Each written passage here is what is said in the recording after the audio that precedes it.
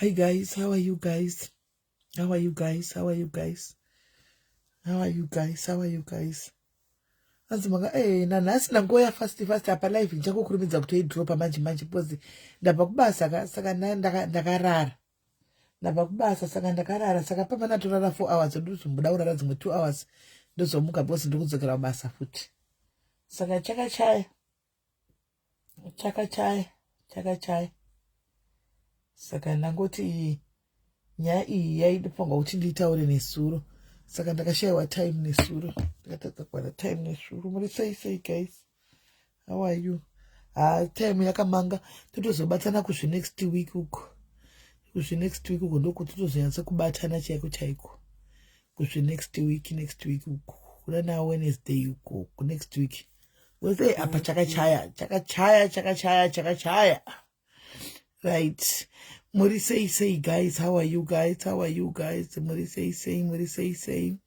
Tavivangani ndoda kungopa a very quick update.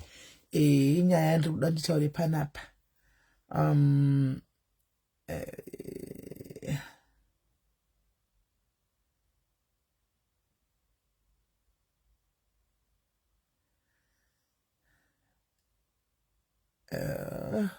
Pakaipa. Right. Depending on that team.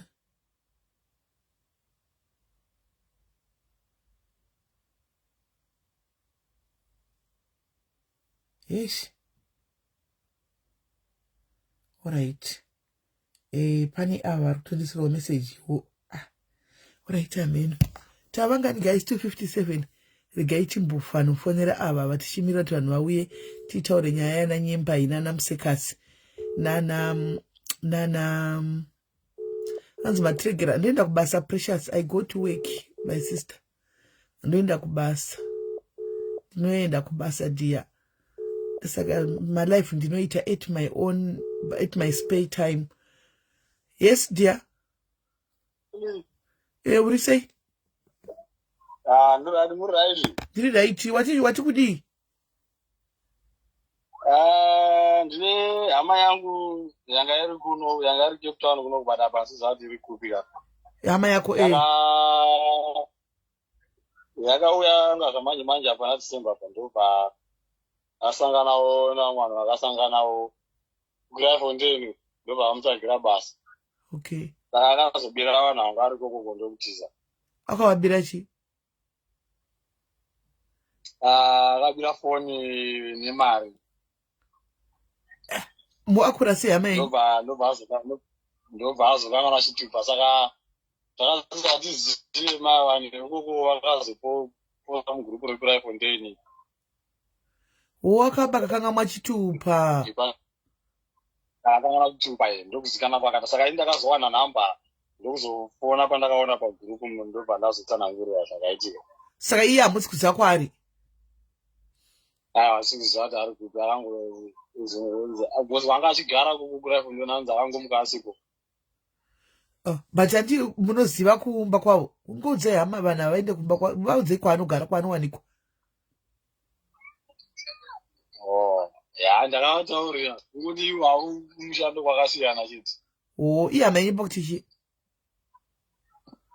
Muzukuru wangu. Mwana wasisenyu kungosvika nokuba chokwadi? Ndokutotiza ndo zvakangondirwadza ndakangondirawadza zvekuti akangobirawo vanhu vanoshanda vanonhongawo magrepi. Zvakaoma.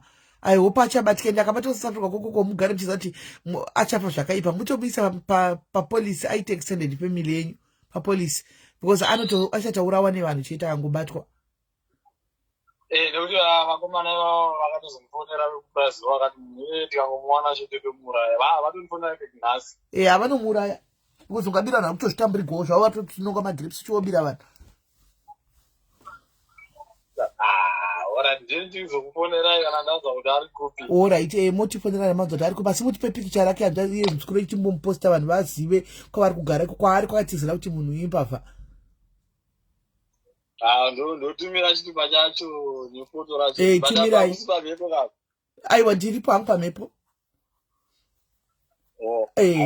Chingoti zara mukanautaura. Aiwa hamuna. Munongodisendera. vanhu vazive, because achaenda kunogara kune vamwe unosiya zvaaba ikoko achingoba, ende mimi ndisikamati muri hama dzake munopinda pachaiti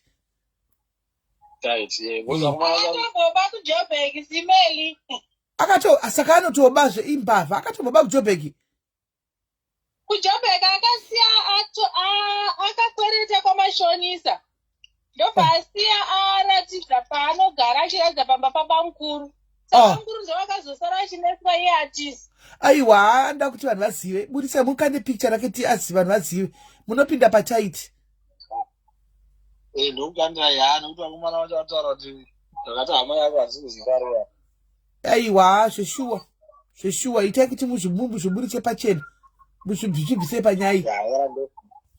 ndokukandira mai manje isine. Alright, chiripo hanzvadzi yangu. Thank you. Alright, sharp. Right. Masquera say go, masquera say guys, masquera say, masquera bo. Right. Inda timutege themsekas, motega Natasha Nyimba, motega Nyati family. And this kuziva nda kuti ivo vaconfirm zvandinoda kuti nditaure panapa. Because ini handiyanyi kufollowa zvokuti ndinyanza kuzoziva nyaya dzinenge chiitika kumapeji kwese chichakaitika kuti kudini, right. Sometime last year antika kuri kunzi Nyati pakabirwa Nyati page. Akabirwa page Nyati. Abigwa page akabigwa mari yanga iri page. Right? Ndoda kuti Nyati wacho nawo yaconfirm kuti kunyepa here kana kuti chokwadi. Right? Natasha Nyimba zvakare akambologerwa panze papeji rake. PayPal mari yake inopinda kuPayPal. PayPal yaya ichibva mamune mari irimo, ichibva yatogwa mari muPayPal. Akabirwa futi mari kuPayPal, ambotedza kuaccessa page rake, atedza kuaccessa inozichi PayPal yake. PayPal vatora. Iye mukomana murume anonzi Malume uyo atora. Then themsekazi manje. Because nyaya iyi yakachaza kunyatsa kuve convinced guys kuti ende ichokwadi. Munhu akaya chindiudza akanditi ini sisimeli. Muri kuziva last year guys ndichikudza kuti ndakafondera musekazi.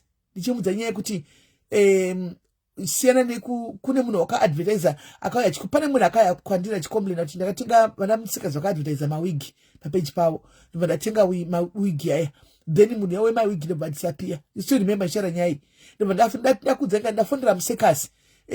Ndichiti tanga maverify munhu kune munhu ari kuchema kuno kuti makaadvertiser mawigi, but munhu wemawigi achadi achabatika achapindurwa ndizachadi apa mari akatora. And musekazi akatondipindura kuti tisingatozivi tikudai ndozvakaita kuti ndibvume izvozvo. Saka munhu akandiudza totaura kuti pamakafona imimi sisimeli muchitaura nenyaya makafona nguva dzakati last year muchitaura nezvenyaya yekuti musekazi wigi manga musingatauri nemusekazi, maitaura nembavha iyoyi inonzi Malume. Ndiyanga akatoti vakahekerwawo futi page vana musekazi vakabigwa futi mari yanga iri mupeji. Saka pandati muzive mbavha dzemapeji ano nemapeji, muzive mbavha dzemapeji idzi. Munhu akabva tonudza kuti imi sisimeli makafona muchiti iwewe musekazi kune munhu afona nyaya yewiki, ndabva ndadzokera kuchati zveshuwa anomaona ndikatomusendera nechati ndikati ndochati rachoka iri, ndikatofona zvikanzi maitaura naye munhu iyeye. Vanhu ivo vanga sitorina access yefoni yavo vana musekazi. Foni yanga ina Malume iyeye woCape Town. Saka Malume uyo anosviti Malume uyu ari kupa social media apa, ari kutageta masocialites achipinda achitora. Anotonze munhu anoba imbavha ito dangerous kuCape Town, anomaona imbavha ito dangerous kuCape Town, ende anotorova ende achikuvadza ende anotonzi imhondi, anomaona uye mufana uyu wandaposta apo uyu. Saka ndo munhu akaba iye uyu ndiye munhu ari kuCape Town, anzi anotozviti Malume, asi anombono operata kuJoburg kana kuPretoria. Ndiye munhu akaba iyeye. Saka munhu akatondichindiudza akatondipa neinformation yakakwana, proof yekuti ndakazoti kanzi makafona inini nguva dzakati kuri nechemanheru. And it's true, mamusingatauri naye but hamuna kuziva. Maitaura nani? Mamusataura nemusekazi maitaura naye. Saka ndatoti ndoda kubvunza musekazi kuti musekazi ndakambotaura nemere, because ndiri kufa kuti ndakaudza ndakataura nemusekazi izvo haisi musekazi andaitaura nayo, imbavha yaitondipindura kunge musekazi iyo isiri. Handimaona. Saka vanhu vane mapeji pasocial media anzi ndakabirwa mari muPayPal last week, chichandukwa zita rako riripo, newe chichandukwa zita rako riripo. Ndiye munhu akubira ruCape Town ikoko, ndandatokangamwa zita rako riripo chichandukwa, mari yakatorwa. Panenge pakatotaurwa neama-amounts aitorwa, pane pakataurwa kwanzi rangu rekuGreat Hope rakaenda peji yezvo. chichandikasara kuti nenge ritoripo iwewe neamount yakataurwa mariko munhu acho akataura. Saka guys, Cape Town ndaisa picture rake ndaisa mukati meposti. The reason why ndaisa picture rake papost is because atidi kuti aripoti. Saka nariri kumacomments akwanise kuriripota. Animaona? Kana riri kumacomments akwanise kuriripota. Saka ndarisa kumacomments. Animaona picture rake. Ndiye munhu ari kukushungurudza iyoyo. Ndiye mbavha ari Cape Town. Ndiye munhu akakubira iye Chichanduko. Ndiye munhu akakubira, ndiye munhu akabira Zemsekas, ndiye munhu akatorera Nyati, ndiye munhu akatorera Natasha Nyemba. Hamuzati jana Natasha inasandombozi ndichakatorerwa mari kupepa ndasandombozvizivi. Animaona? Ndakatodzwa nemunhu iyeye. Animaona? Kuti Nyati akatotorerwa page akatorerwa mari yanga irimo ndasazozi. Hanzi zvamuda sei zvinobuda. Zvino andipanita madhira pane vanenge vari mudhuze vanenge vachiziva. Kana vazokonana vanenge vachitaura. Pane munhu atondiudza tonditi pane proof yese akati munoda but munhu uyu ndambozama kuti ndichimuudza pana pataure zvakawanda but since zifune zuro anenge akaudza umwe munhu here ameno ari kurisiva mathreats. Ameno besides nini kune mumwe munhu akanoudza here saka vanhu vachi vaudza achi mbavha yaya malume yaya saka ari kurisiva mathreats asingaita chinzi ndoda kuuraya da kudi saka anenge akuita kakutya. Animaona ndokaava nako kakutya saka tangoti alright it's okay life yake yakakoshawo futi tongomuprotectawo tisiri kutaura zita but chandinetsawo hangu my sister iwe kana wakatarisa nokuti urimo mucomment section why did it take you so long zvinhu zvakaitika last year vanhu vaibigwa last year wanga wakanyarara and then now because paita issues esaya wakubuda pachena uchitaura kuti vanhu vaibigwa why didn't you say panguva iyoyo. Saka that means you were enabling him kuti abe maidya mese mari idzo dzekubiwa kwevanhu. You were okay nezuro ndaisa mumacomments papost yandaisa you were okay vanhu vachichema uchitoona vanhu vachitoona tiri kubigwa chidini uchitoona you were okay with it usingatauri kuti vanhu muri kubigwa kana kuwana wanu wakatipa kuseri kuti ndiprotectewo but vanhu vari kubigwa naningi vanhu vachijirwa mari. That is not right my dear. Hatikuchenesi newe hatisi kukuchenesa iwe wacho. Riri mucomment section Luna enda mucomment section pandaisa posti yana Musekasi pane kuenda mucomment section ririmo. Hatikuchenesi because wanga wakaranyarara kuti right now wakuzobuda uchitaura kuti vanhu vakabigwa mari apa vakatobigwa mari. Hazvina kidzi moment wakaziva kuti mari yabiwa ipapo ngade wakatotmanya kutsvaga way kutaura kuseri because zvazoipa nhasi makufumburana dei zvasina kuipa mungade musina kufumburana. Andimaona saka maidla mose mari yacho iyoyo kutokokuprotecta ngokuprotectawo zvangu kokungoti handizodi kuti ndizonzwa kuti waurayiwa nekuti ndataura panapa zita rako and everything but foni yangu manje mistake yawo inoita ukauya kwandiri foni yangu inotora foni yangu it's a latest phone latest phone ariko hayi kunayo inotocapture chero ukaisa zita risiriro inokubata inondivigira zita rako chairo inondivigira your identity your real identity inondivigira. Ndosaka wanoda kudedza nezita time yawateka kutaura neni bye ndakudedza nezita because inondipa ndo foni yandoshandisa iyoyo pakudai plus foni yangu iyoyo kutanzi munoti mukatumira zvinhu moti munodhilita ndinotransferisa kune foni but foni yangu inosara yakachengeta zvinhu izvozvo inodhilita kwamuri imimi.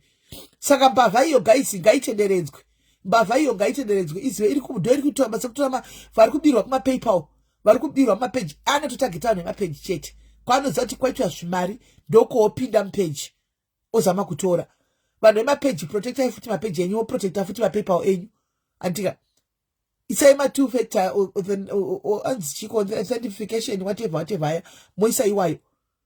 Andimaona munobirwa kwaita mbavha dzapinda dziri kupinda mumapaypal dzichitora mari paita mbavha aihope Chichanduko akandochinja zvese you changed my passwords and everything.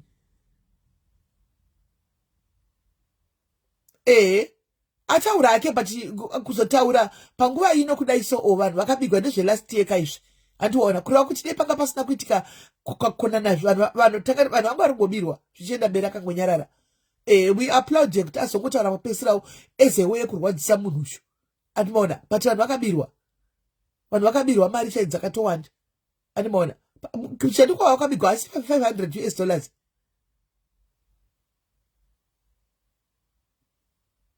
$500 if I'm not mistaken.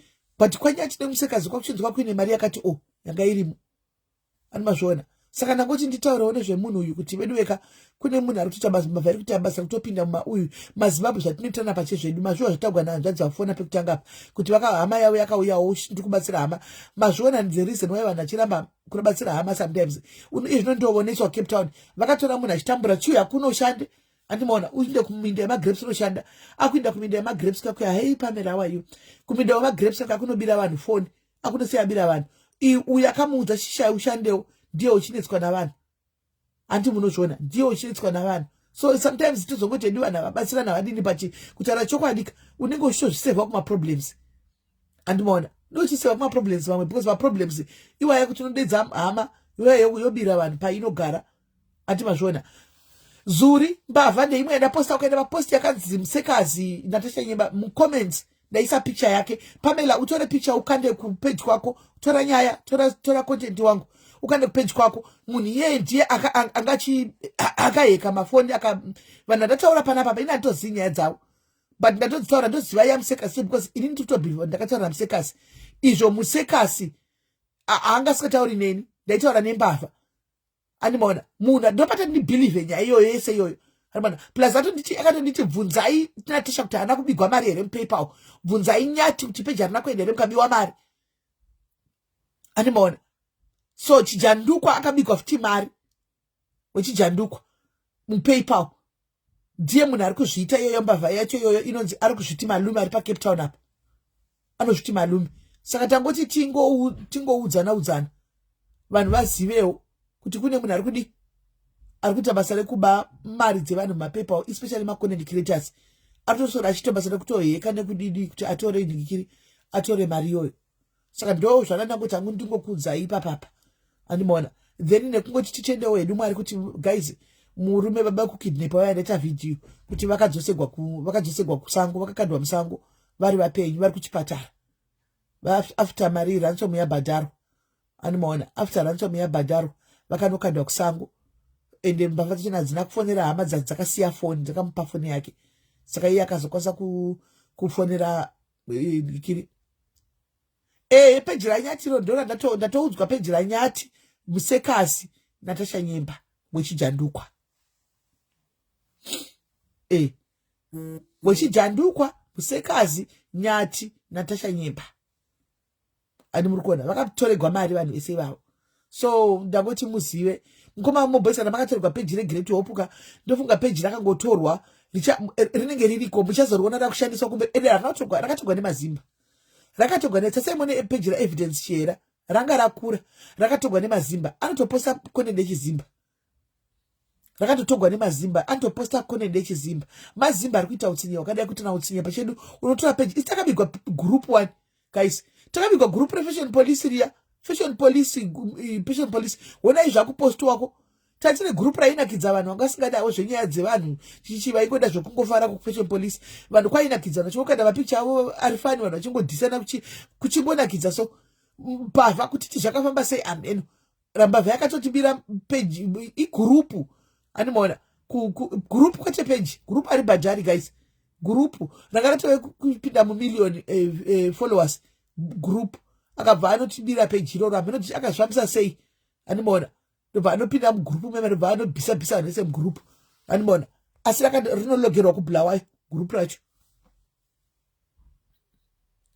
handisi kuti mari akatora sei tete but mari akatora I don't know how they took the money but mari akatora kana vachidai vakauya apa ngavakonfirme kuti ndiri kutaura zvinhu zvokunyepere because munatondiudza atotaura kuti makafona imisisi memi muchimuti nyaya yewigi kudii maitotaura naye kwete nemusekazi because akakaheka foni namba yavo futi saka namba ndofunga tanga heka namba here ozonopinda kumapaypal here kana I don't know how kuti vanozvita sei amene vanozvita sei fashion police vakatibira fashion police avo kwakuitwa nikikiri kwakungoitwa zvinhu kwakungopostwa zvinhu zvizvo ameno zvakungopostwako ndakutoita kunge ameno vakatibira fashion police avo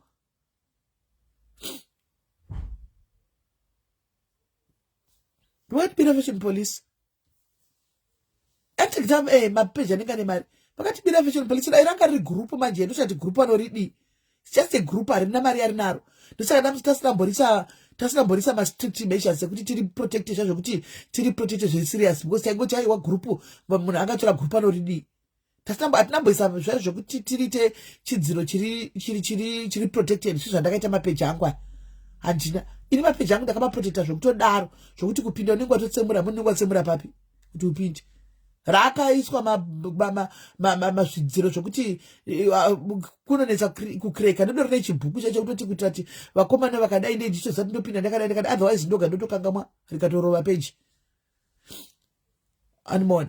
So panotonetsa takapigwa fashion police takatovhura rimwe fashion police ndichakupai link takatovhura rimwe fashion police because madhimina aiswera kwainakidzwa naro rakabva rabiwa. Saka kune madhimina aingonetsa sisimeli takatovhura rimwe riripo chakupai maningi racho anonzi uye egroup racho wayo link regroup mono kwanda ikoko. Yakupostwa zvinyadzi fashion police yakudi akabva atsunidzira madhimina ese panze munhu wacho amunoti zvakaoma. Saka ndangoti muzive guys kuti ndo zvakaitika izvozvo. Picture rake daposta riripo muzoriona guys. Picture rake riripo. Pamela anogona kunokanda picture straight pa uyu pake because page rapamela harisi monetized. Saka Pamela anoposta anything anokwanisa kunoriposta paindarisa kumacomments. So amene kuti zviri kufamba sei. Ndichakupai page inonzi link renyu group. Avatori mapeji ane 2 followers ayo. Vanotora mapeji ane chaunga ndikunenge kune mari uyu. Vanenge kune zvakaita peji remwana waya rakatorwa vanhu kuti yakabvisa peji rake rana Jay yakabvisa peji rake. Peji rana Jay anakubvisa peji rana Jay rakasotorwa rakasuspendwa nesocial media. Vanhu vazivi zvanenge vachitaura haana kubvisa peji haana kutorwa rakasuspendwa rakabviswa neFacebook peji rana Jay. It was removed by Facebook. Inga yakatotaura vanhu kuti riri under review neFacebook. Rakabviswa neFacebook. That means mari yese yanga irimo kana mami 25,000 gone. Animona. Rakatogwa neFacebook haana kubvisa page ega rakatotorwa neFacebook.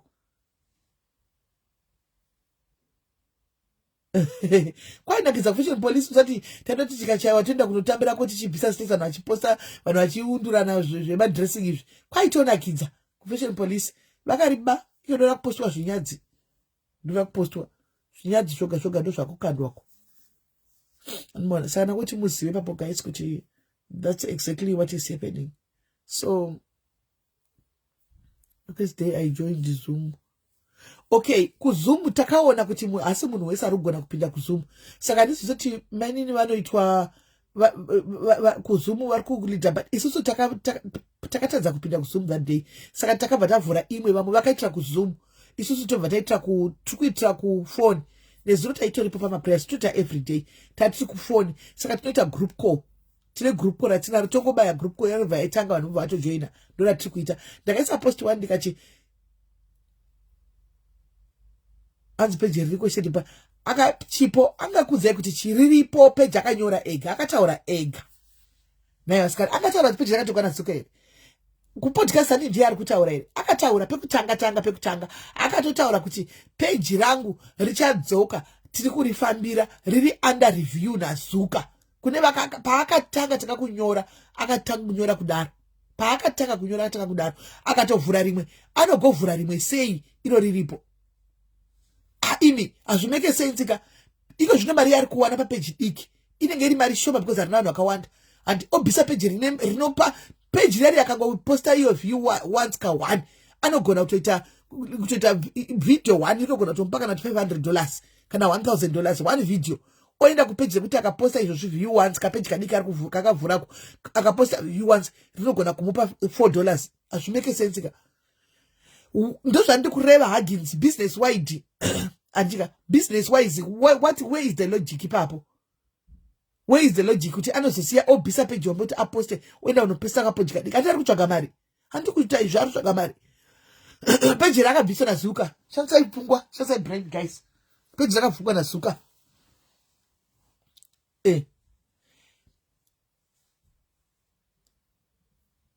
page new one rine 60 exactly rine 60 ndakariona rine 62 followers. Saka 62 followers akaposta view once iyoyo andika rinogona kumupa kana $30 kana $20 animaona iroro ne 67 whereas akaposta pa page hombera muri kuti akabvisa iroro inomupa 1,000 something. Where is the logic in that? She's protecting her money because when we're reporting, she's clever. My dear, Zuckerberg anobhadhara vanhu 25. Maita sei kwemi? Maita sei protecting how? Zuckerberg akabhadhara vanhu 25. Zuckerberg paid people 25. And akabhadhara vanhu 25. That's dating the 6. Akabisa page himself 4. Panga pane 1 week chete Zuckerberg akabhadhara vanhu.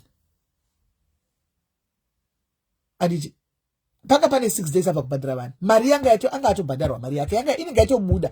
And mari Zuckerberg achikubhadhara mari anopa mari anobudisa mari oisa kuPayPal kwako kana kuti kubenki kwako. Zuckerberg anobhadhara 25-26. Richi pane backup ndo riripo dia. Pane backup ndo riripo. Ndo pane backup ndo riripo. Ndo chokwadi chiripo. You want to search my page, go and check. Go and check.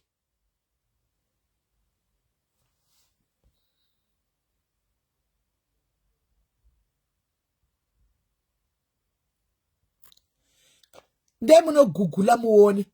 Ngokuti memsingazivi how it works chete munongobhiliva zvinhu zvatinenge tingokuudzai. You don't know how it works chete. Akaita mistake yekubudisa mari ndo yakaita mistake yekubudisa mari yoyo ndo yakamuvharisira page yakaita kuti vanhu varipoti vamuvharise page. Mazimba ataridzwi mari. Mazimba ataridzwe keshi. Ndo chokwadi chakaitika. Mistake yekutadza mari iyoyo plus iwo zvazvo ingadi yakachita iya inonzi funds only. Inonzi moiti mafunds only. Because kutaurawo chokwadi zvacho guys. Anzi mari yanga ichiri papage. Richi. Mari yakapinda papage. Yanga iri mari yebva pashanda paita 1 billion apa. Ndo yanga iri papage. Zuckerberg angabva kubhadhara vanhu. Haukwanisa kuza Zuckerberg usandibhadhare this month. You can't tell Zuckerberg don't pay me now. Because just Zuckerberg it's a system yakagadzirwa. Kwa kumeta kwa system inotozikanwa kuti ku Africa vari kubhadhara musi wa25 munhu wese 25 they get paid. Kune vamwe vari kubhadhara 26 munhu. It's a system itori designed like that. You can't tell Zuckerberg usandibhadhara inimbomira. You can't. Iyo yawakaona takaiona tese paakaita 1 billion views. Imari yakapinda ipapo pa 1 billion views. Ndo mari yanga iri muaccount. Ndo mari yanga iri muaccount. Ne imwe dzakazoita pasura apo. Richiwa kuti wangu munhu asingazivi page zvemapeji sei. Zvaunoziva wani zvemapeji. Imari yanga ye1 billion because pa 1 billion papa akaita mari svinu ipo paya. Inogona kuti yakapinda na 3 point something Maria. Anomaona. Ndo Maria yakanga irimo page. Anomaona. Anzi gafure rimwe zita. Ini ndikufunga kuti ngaiite ngikiri. Ndikufunga kuti ngaiite inonzi chi haita ke zvokuti ma fans moiti only fans oita private. Vanhu voenda kunoona ikoko still anenge achingowana mari yake. Anomaona. Achibhadharwa mari vanhu vachienda ikoko. Andi mariona. So anze the following more guidelines ari kubeka meno ichitega itingosiwi ngonyara. Anobhadhara takamisa 21 zvinodependa nekuti uri kunyika ipi system yachakadesignwa sei uri papi wewe. Anomaona. Anobhadhara kubva 21 to 26. Anomaona. Akaita izvi zvanoita mari because kutaura chokwadi iwo pafair chaiko chaiko. As much as vanhu vese vachienda kunoona kuti akamira sei ndingaiti nharo nemi handingati nharo newe Sandra ndingaiti nharo newe handikwanisi kuita nharo newe. Handikwanisi kuita nharo newe because mapeji izvi handikwanisi kuita nharo newe. Ngatingotiwo raita akabvisa asi chiri kuitika ndechekuti anokwanisa kuita only fans yacho iyoyo kana kuti amene zvema-subscribers only achingowana still mari yake because content yayi yakutaura chokwadi ichanetsa kuti agozodzoka vanhu vagozazosvigamuchira. Ndimokuona kuti government yakatosvika pakupindirawo. Handi muri kuona yakasvika pakutopindirawo government nenyaya yekuti papage apa pane vana. Anomaona. Papage apa pane vana. Papage apa pane vana vese vangove nemafoni vakungopinda pasocial media taura chokwadi. Anomaona. And haisi nyaya yekuti vanhu vakuri choice kuenda kunoona. handimaona ichoisi dzavo hatina basa nanhakuru but paita vana iko zvino zvokuti anenge ane foni mubereko neusadozii mwana akadownloada iyoyo Facebook iyoyo handimozviona achiinda kunoona izvo zviya zviya zvinenge zvisina kunyatsomira mushewo handimaona tichida kutaura chokwadi chaiko chaiko iye hasiwo yake handimaona iye hasiwo yake saka but handizivi hangu I don't know handiziviwo because ari kuita akavhura rimwe page ari kuita viewers asi kumira ndosaka ndichada kuti zvinganetsa tite naro munhu ngachingogara neinformation yaanayo iyoyo zvichanetsa kuti tite naro pano animaona zvinganetsa tite naro so panonetsa ipapo kasi vana varipo zvechokwadiwo content yayo yakapa social media panenge pane hanzi who is to blame when kids are on Facebook chazvinoita manje Debbie ndechekuti mugoni wepwere ndo yasina idea hazvitaurwe zvazvida kuti who is to blame kana pakadai kana uine vana sha because vana variko mazana nokuita yese right under your nose hazvitaurwe nemunhu ane vana zviya zviya hazvitaurwe nemunhu ane vana zviya zviya because mwana wako mangwana anofunga kuitira mashura iwe uchifunga kuti uri kugona parenting zvokutodaro uchifunga kuti you're doing all the strict measures dzekuti mwana asaite zvinhu izvi vana ava vanoudzana kuzvikoroko vane way yekubypassa zvinhu izvi vane way yekubypassa zvinhu uye uchifunga kuti handiri bho handiri chi mwana wangu haiti you'll be shocked saka zvaizvizva zvokuti mwana kudai vana vari komazano technology vanoita kutamba nayo mai mwana inda ndisingazive kuti unogona kuhaidha vana vari komazano vari smart vanohaidha maapp zvokuti unobata foni yake everyday utsvaga Facebook hauiwani Facebook app iye anayo ugobata Facebook uchitsvaga everyday Instagram neTikTok hauzviwani anowana iwo kanzi zviita hauzvigoni anowana vanotoziva kwai inonzi face screen time screen I mean face screen iriko kuyavanoita kuno ku UK yekuti unodzimira mwana na 84 chichi vakaseka musi unoyu vana zvikanzi we bypass those things we know how to do it iwe ningo chida dzima foni yemwana ndatoidzima kuside kwangu foni kunoko vanobypassa zvinhu izvi vana vanobypassa zvinhu izvi hanzi munotovera vana kushamwari ndai zvako Linda ungagara nemwana 24/7 of course unenge uchitomuputira ndikumupawo foni kuti adai wagozivei mwana atori kumberi kwako zvokutodaro atori kumberi kwako kuchikoro chiri problem ikuitika ndeyekuti hatikwanisi kutorera vana mafoni zvachose because kuchikoro kwacho vachishandisa mafoni hanimwana iko zvinoizvi mahomework acho vakuita nemafoni zvese and everything hanimwana indani akatora foni inini ndatora foni chitifona uchaiwa nozoivana foni wane 16 years ndakata kutorisiva call from kuchikoroko kuita kunegotiata nini kuti muzoserei foni because mahomework anenge afa kuitwa mufoni saka uchadini ndichadi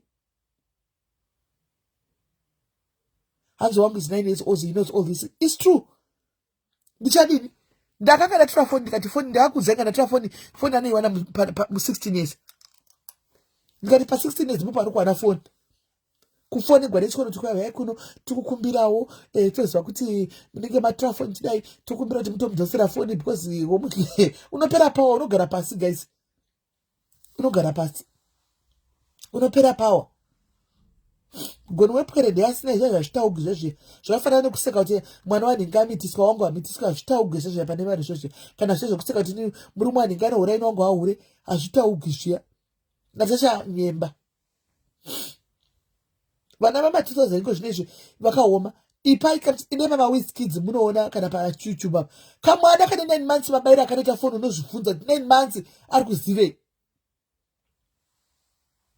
saka zvakangooma ndizvo vana ava ndizvongotiwo kana wangoiti gonyesha nongotiwo Mwari nyasha dzamfura nekumba kwangu otherwise vanhu vari kuneza unoshamisika mukadzi mukuru achiseka vana umwe munhu kuti mwana wake akazidai mwana akazidai guys ndaona mama rasta makuseni kubasa vachichema nenyaya yemwana wavo anditika vanhu vamwe vanhu vachiti he unenge uchigara he amusati masangana nazvo guys hanzi chibva mavhara neLGP vakaripota vachoga vangu varipota ise seda inangu hanangu yekuripota mapeji but vanoripota vachoga vachingoripota mapeji acho ese even raPenelope riripotei raPenelope because Penelope ari kunyanya kutoshinyadzisa semukadzi mukuru mbuya Penelope mbuya wakunyanya kutoshinyadzisa wesi Penelope uchikurirawo bhurugwa nezina rako uchionesa vazukuru uri kushoresa mwana wako nemwana mukomana iyoyo akatoroora mukuroora achiona chizvezva muzukuru achizoona chinhu chambuya paFacebook anoti kudi anoti chii hello dear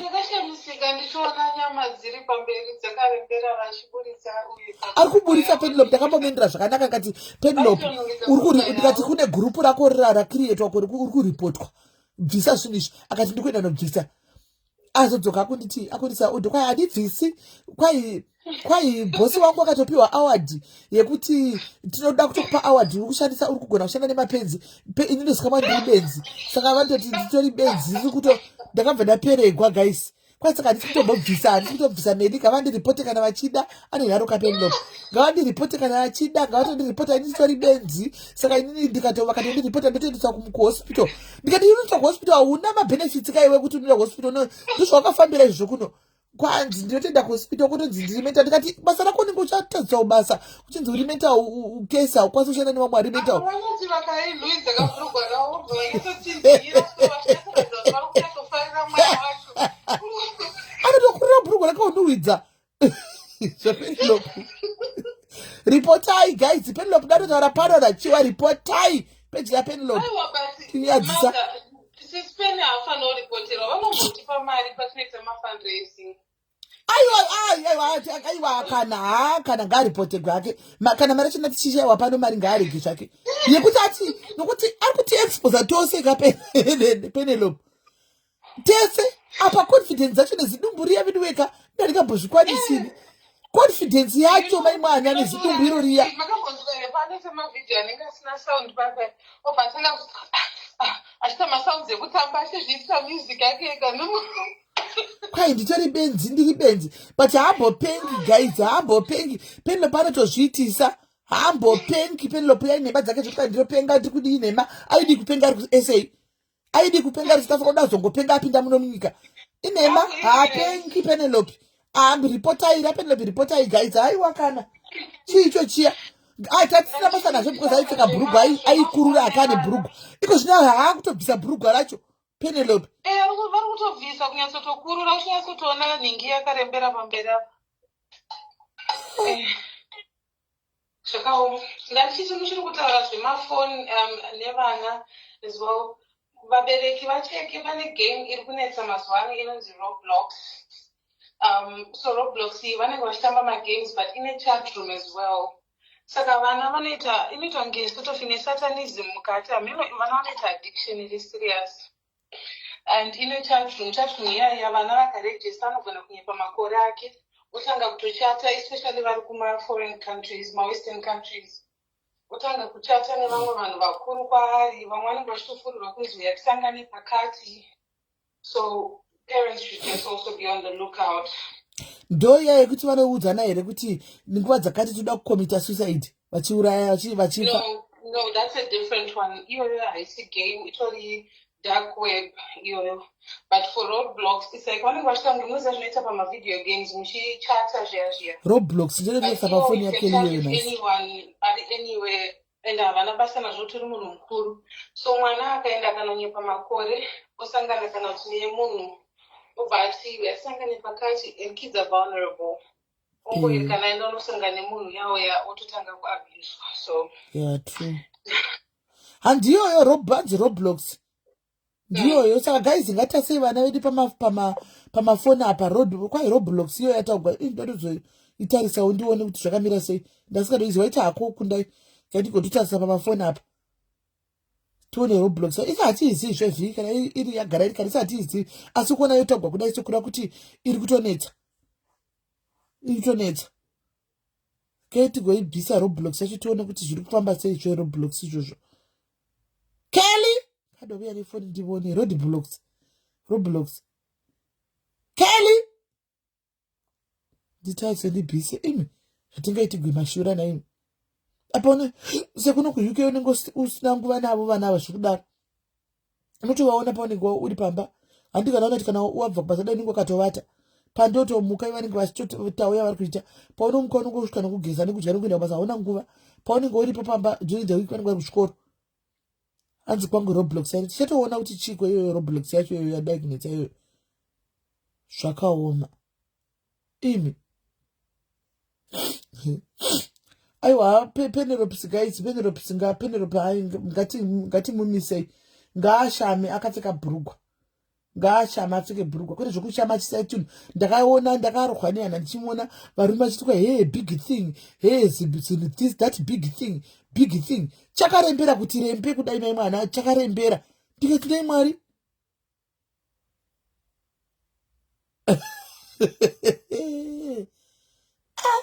ziva iyo roadblocks yameno.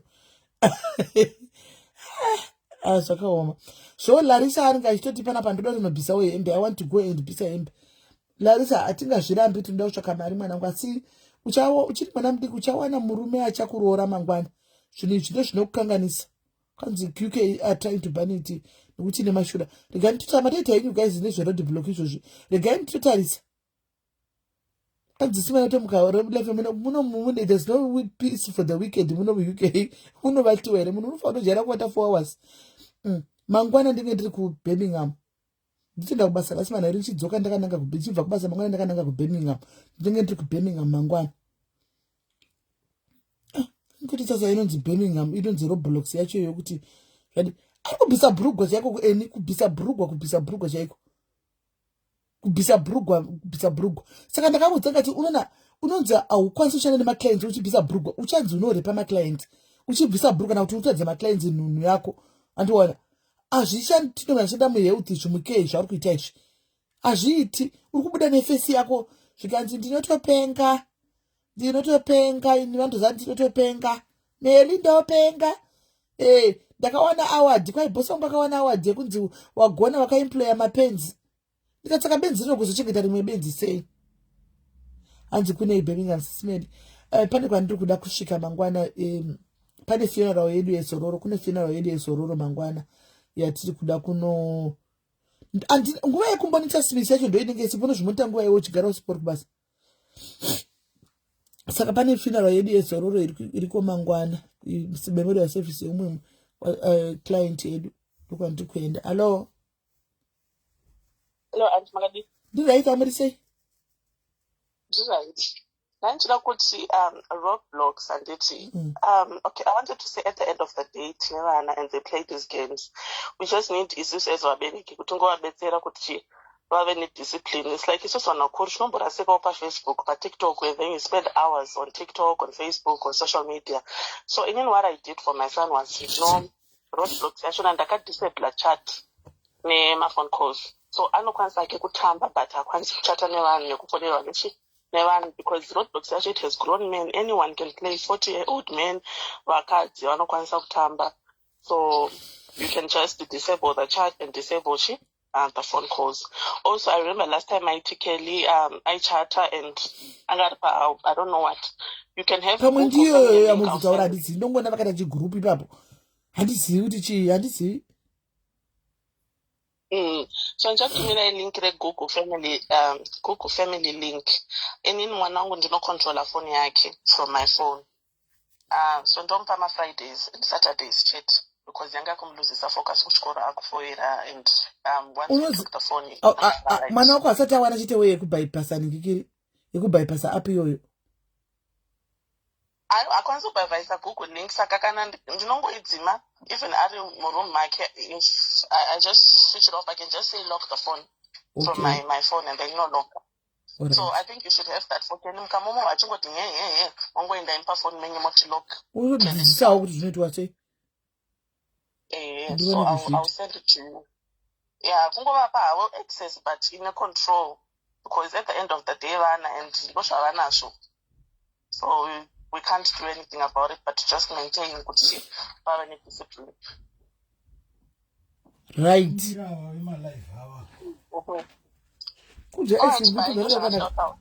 All right, but thank you very much. Mozati kundipa ice cream. You are giving me dirty food.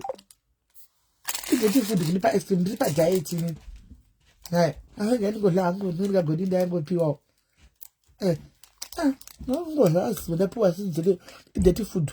Narupa ice cream. All right, guys, ndapiwa messages with which because they can't bypass parental control. Namatse kwanza vari kubypassa one. Kwai vari kubypassa one.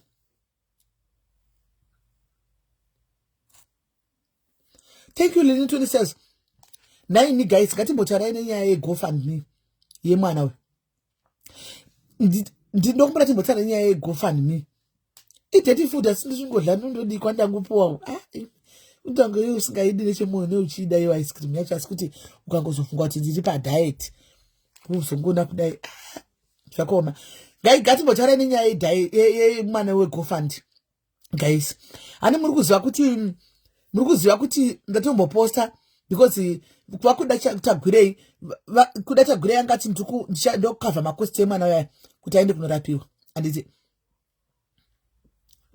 angati ndakukavha makosti emwana waya aende kuindia kunorapiwa saka zvaitika nezvekudai so nditopiwa feedback izvozvi animaona zvaitika nezvekuti abva atuma timu yake ava vakuda tagwirei abva vatuma timu rake kuti vaende kutaura namai vemwana kuti vanzoti maarrangements achakamira sei kuti pakwanise kutanga kuitwa maarrangements ekuti aende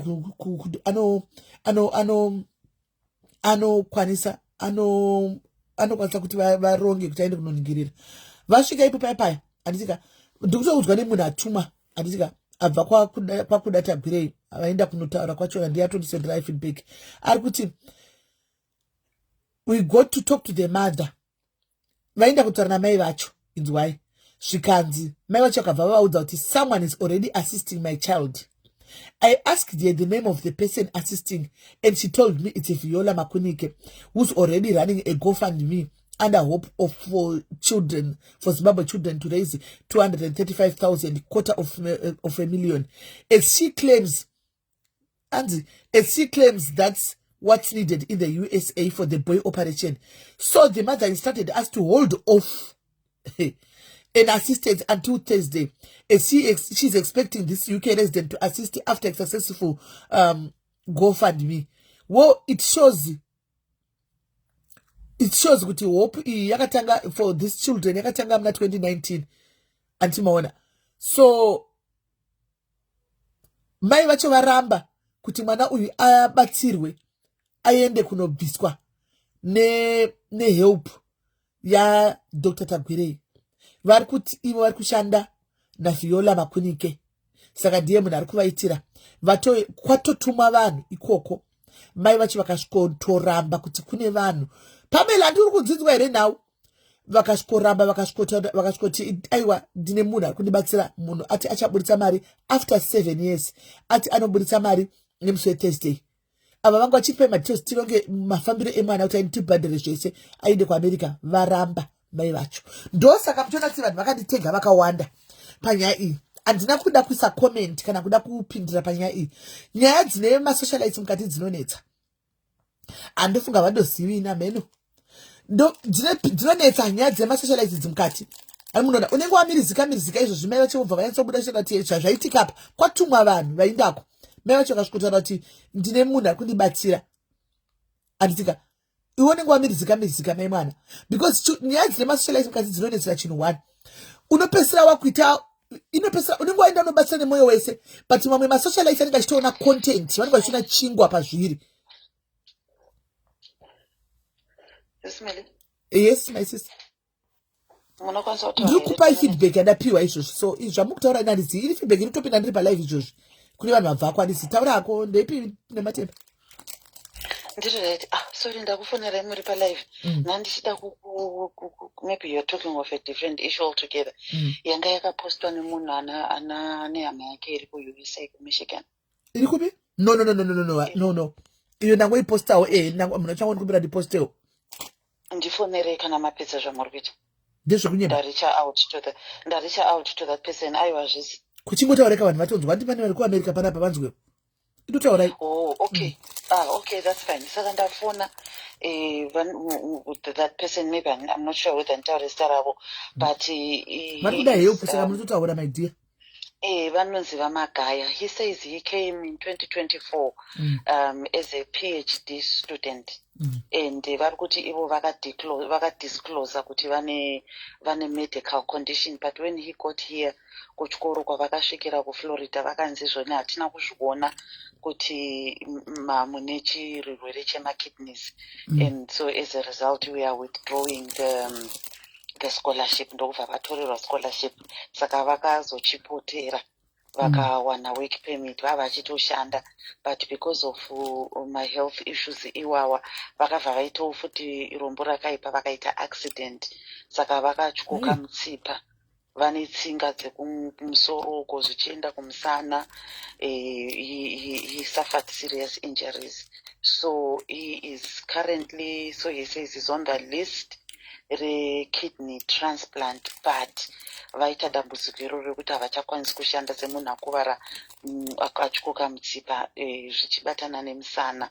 Is unable to pay rent, mari dzeinsurance anofanira kubhadhara insurance kuitira kuti apote achirapika. Saka he sounds like he's in a really dire situation. Ndataura navo ndikavati ndichazotaura navo masikati because ndangotora number. I just wanted to hear the story from the person.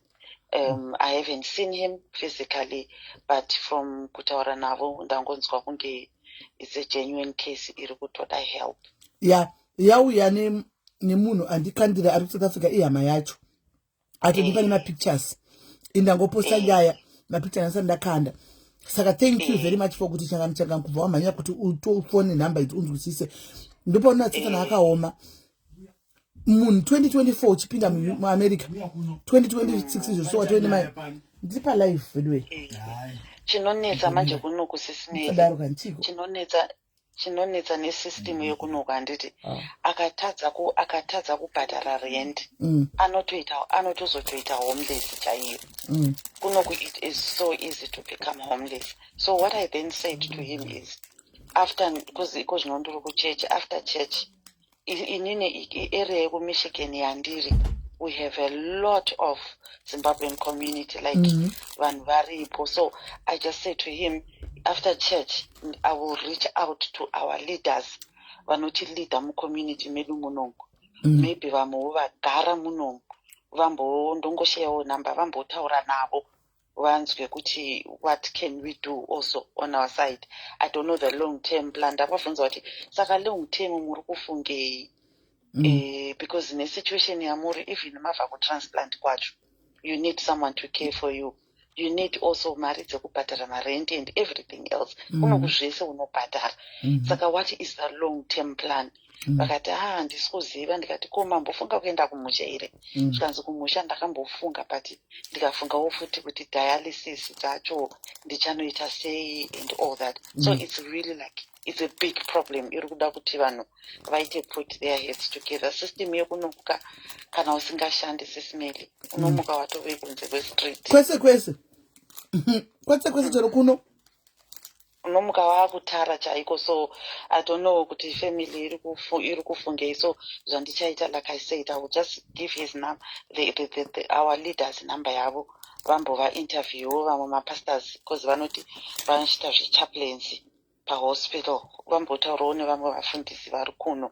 And then of course immediate help iyo yavari kuda musho kana takasheyawo vanhu vachakanda 1 or 2 kuti vangobetserikanawo, but long term plan babava vanonita help isingaiti. KuAmerica hakuchengetwe munhu, hakuna kuti unoti ndichaenda kwasekuru ndichaenda kwambuya. So he is all alone out there. Apparently there's no Zimbabwean community kusaiti kwavari. But zvisineiwo sezvo mumwewo kumusha ataura kuti maiwe hazvichatoiti kuti tichito ignore. Takutofanirawo kuti tichionawo kuti how best can we help him. But I think vanotonida a long term something because condition yavo yave yemunhu anda kubatsirwa. Right.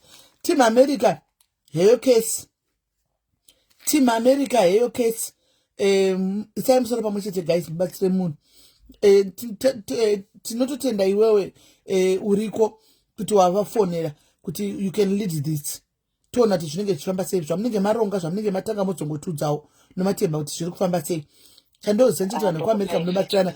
Ndichakupa mamwe makontakti evanhu vari kuAmerica vanotobatsira stereki dzekudaro kuita kuti mumbochimhanyawo kuAmerica timboona kuti haufa batsirai mumwe wenyu.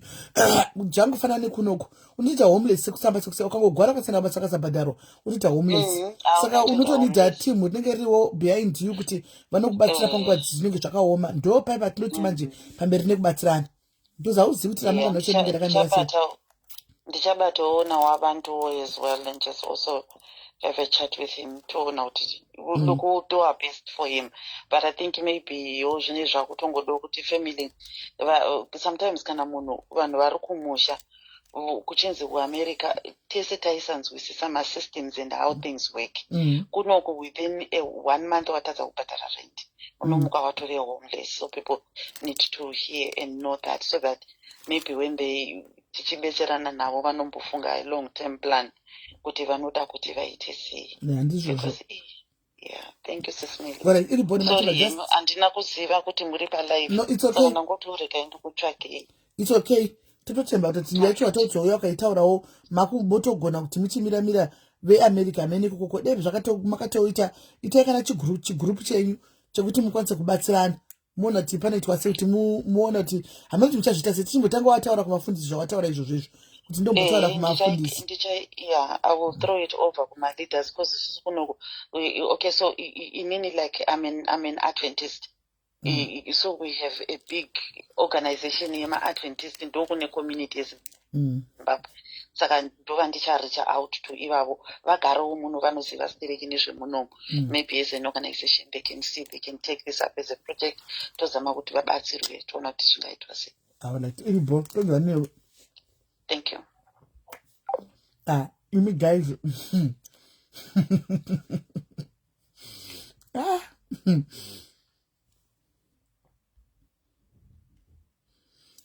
Murukudu ma busy la father dia yaedu che busy nekuti father dia wazouya kuno kuvaruda chakati varuda chakati.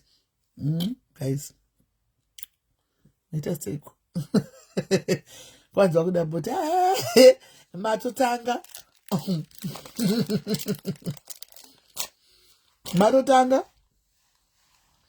agaitsi especially kana uri one kwa product usina kana mukadzi kana murume ukataka kugwara utopinda busy vasikana utopinda busy zvinotunzwa tsitsi vanhu vanenge vachivafirwa papa tena right phone akatinzo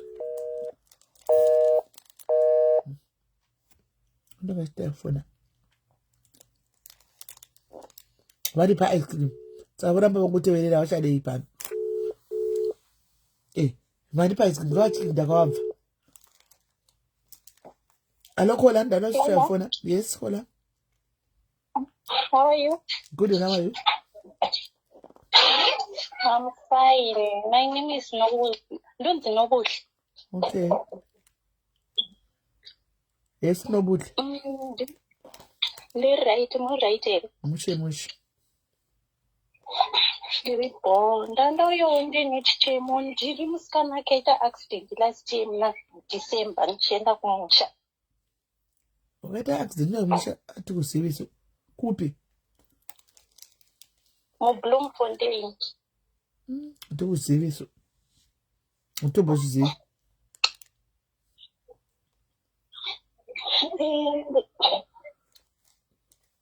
Ndonzi Nobotlesi Banda. Ndikukudzwa ndikutotara kuti atizivi kesi iyoyo atitozivi ndofunga usi munhu anofollowa panapa andi anamboinzwa. Pamwe nyaya yekuti pamwe ndimune ndisingazive but ndinonge ndingoripo pamalife penyu panapa. Okay. Atisimelandi. Tipe nyaya dzaunoziva dzepanapa. Sekwa baba. Apa panga papitaurwa nezvemusikana nezvababa vari kunzi vakakuvara aiwa kwete nyaya ishi kwete ishi watiwo wagara unenge uchingwe pamalife ndati tipowo dzimwe nyaya dzataita dzaunoziva dzekudhara dzatakamboita dzaunoziva iwe. Izvozvo apa pane nyaya yeurwere hwangu hwandandinaho ndandisinganyanyotevera malife. Wakaita accident rini? Musi wa22 December. Right, wakaita accident 22 December. Before usatoita accident tagara tisimeli diaries tinotoita dzimwe nyaya dzinototenderera dzinotoita haungashayi nyaya unoziva comfort ndewepi?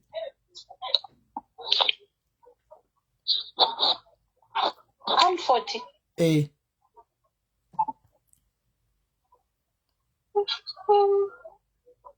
Comfort animuziva. Kokuda. Amuzivi. All right. Saka usiwe utatozviona kuti asi munhu wepano because kana wanga uri munhu wepano nyaya yandatokubvunza pana hakuna mudhayari asingazivi comfort, hakuna mudhayari asingazivi kuda because vana vatinochengeta apa taichengeta pano for the longest of time. Ndosaka ndati inini yacho dai wanga uri mwana wepano padhayari zvangu cheche waita accident taitofanga kuti taitozviziva ipapo, hatingazozvizivi nhasi munhu aita accident muna December hazvigoni. Ndosaka ndati nhai yakandondijamba handizivi ende zvichokwadi handizivi kutongoinzwa pano handitoizivi. Zvandinoziva zvamunositaura kana anzi anonzi Charles Maisha ane vana vanenge 3 vakomana vakatengerwa mauniform nemadiaries. Aiwa ndatokubvunza apa Charles ndewazuro unoizvi mabhidho zvake zvotoka zvichenderera but pane kutoti vanhu vakawanda chero asiri mudhayari vazhinji nyaya dzandatotaura dzaComfort naKuda vanotoziva kudai kozvino hakuni kuti wave kumba wati wakungopura chidongorera but pawatotaura kuti hausi kuziva Comfort naKuda ndatingatsonoti hausi wepano. Zvana zvelast week zvana Charles izvi zvakakandwa musi unoyo last week apa ko AD unomuziva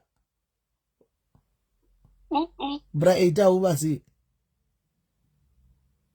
Aiwa yatokuona saka anyway wanga uchidei yako wanga uchidai upe ndandango kungobvunzawo ndandangobatsirwa kuti ndinofambisa sekuprocessa mapapers eroad fund. Road accident fund. Yes. Wanga usati waprocessa? Ndisati ndakabuda musi weMonday kuchipatara. Okay. I don't know now. And I don't know mazivano kuti mutemo ndiwoyo here kana kuti wakachinja but kudhara vaimboti kana chero usinako mapepa waigona kuclaima road accident fund but of late ndakazenge ndambonzwawo kuti vakuti havabhadhari vanhu vanenge vasina mapepa illegal immigrants. I'm not so sure about that. Wakati accident uri pai? Ndandiri mubhazi reKT. Mabhazi okuita accident para December akawanda wadapa? Musi wa22 reKT rakadonhera muBloemfontein musi wa22 December. Wakuvara pai? Ndakuvara ruoko nemutsipa. Zvokuti haukwanisi kutotendeuka kana mutsiba kana ruoko harukwanisi kushanda? Ruoko harushandi izvozvo. Vari kuti chii madhokita? Mutsipa ndakaita 6 weeks ndakaiswa pasimbi. Saka ndakazobviswa ndikapiwa kola yandinofanira kupfeka for 6 weeks kusvika ndadzokera kucheck up. Iwewe saka pawanga uri muhospital hapana veroad accident fund vachikuconsulta here? Handino ndakamboona. Ndo saka ndataura kuti mitemo yakachinja because vaifanga kutokuvika kuhospital ipapo. Vanoti vaitotevera vaitouya kuhospital ipapo. Then now this days une mapepa unayo ZTP? Ndine passport cheche. Ndinozwa kuti kune mamwe vanhu vakasvika but muwadi yandandiri nine maspina vanga havana kusvika. Kusvika andika vanogona handizivi hangu sera sina kwauri but kana uchitori namapepa chaiwo usina mapepa kuti vana chokwadi tingasira chinga handizivi vari kupi moboys ari kupi guys auya abatsire mwana but chandiri kunyatsoziva this day they are not paying illegal immigrants. They are not paying illegal immigrants. Kana uchitori nachite mapepa ako andika hanzi still waiting zvisitenge chai 2023 kana vangosati vachinja mutemo but iko zvino vakachinja mutemo handizivi papo manje. Vaiti vanoda vanhu nemapepa so handisi kuziva kuti apa pagaizi kana vasina kusvika kwaari saka anoda kumaoffices kwacho. Road accident fund haisi kungopiwa munhu wese zvoko haichapiwi munhu zvokumhanya. Hanzi mukoma mobhesa nyaya dzine zuro vategei vauye pano tione tivaedi vatinzwa kuti vamubatsire tione vategei tione Saka pabhazi pakafa vanhu here? Pakafa vanhu 3. Oh, Vakadzi 2 nemurume 1 wanda ndakagara naye. Murume 1 ndiye akafa. Then 2 vakadzi. hey, saka vanhu vacho vebhazi iri vari kubatsirawo sei? Vanhu vebhazi hapana zvavakambobatsira. Vakangouya musi wa23 musi wa takadhimitwa muchipatara musi wa22, then 23 ndo pavakauya vachingotinyora mazita. From 23 December up to now handinowa ndakamboona hapana akazombofona. Webhazi. Saka muna kubhadhariswa henyu uku kuhospital? Kuhospital hatina. Vanhu vebhazi vanhu verudzi yavo. Makuvara muri vangani? Uyu panews ndakaona painzi pakakuvara vanhu 71 to 72, but vamwe vakawanda vaendeswa kumahospital akasiyana siyana. Vamwe isusu tatakakuvara zvakanyanya tisi takaendeswa paPelonom Hospital, chipatara chihombe chemuno muBloemfontein. Hey.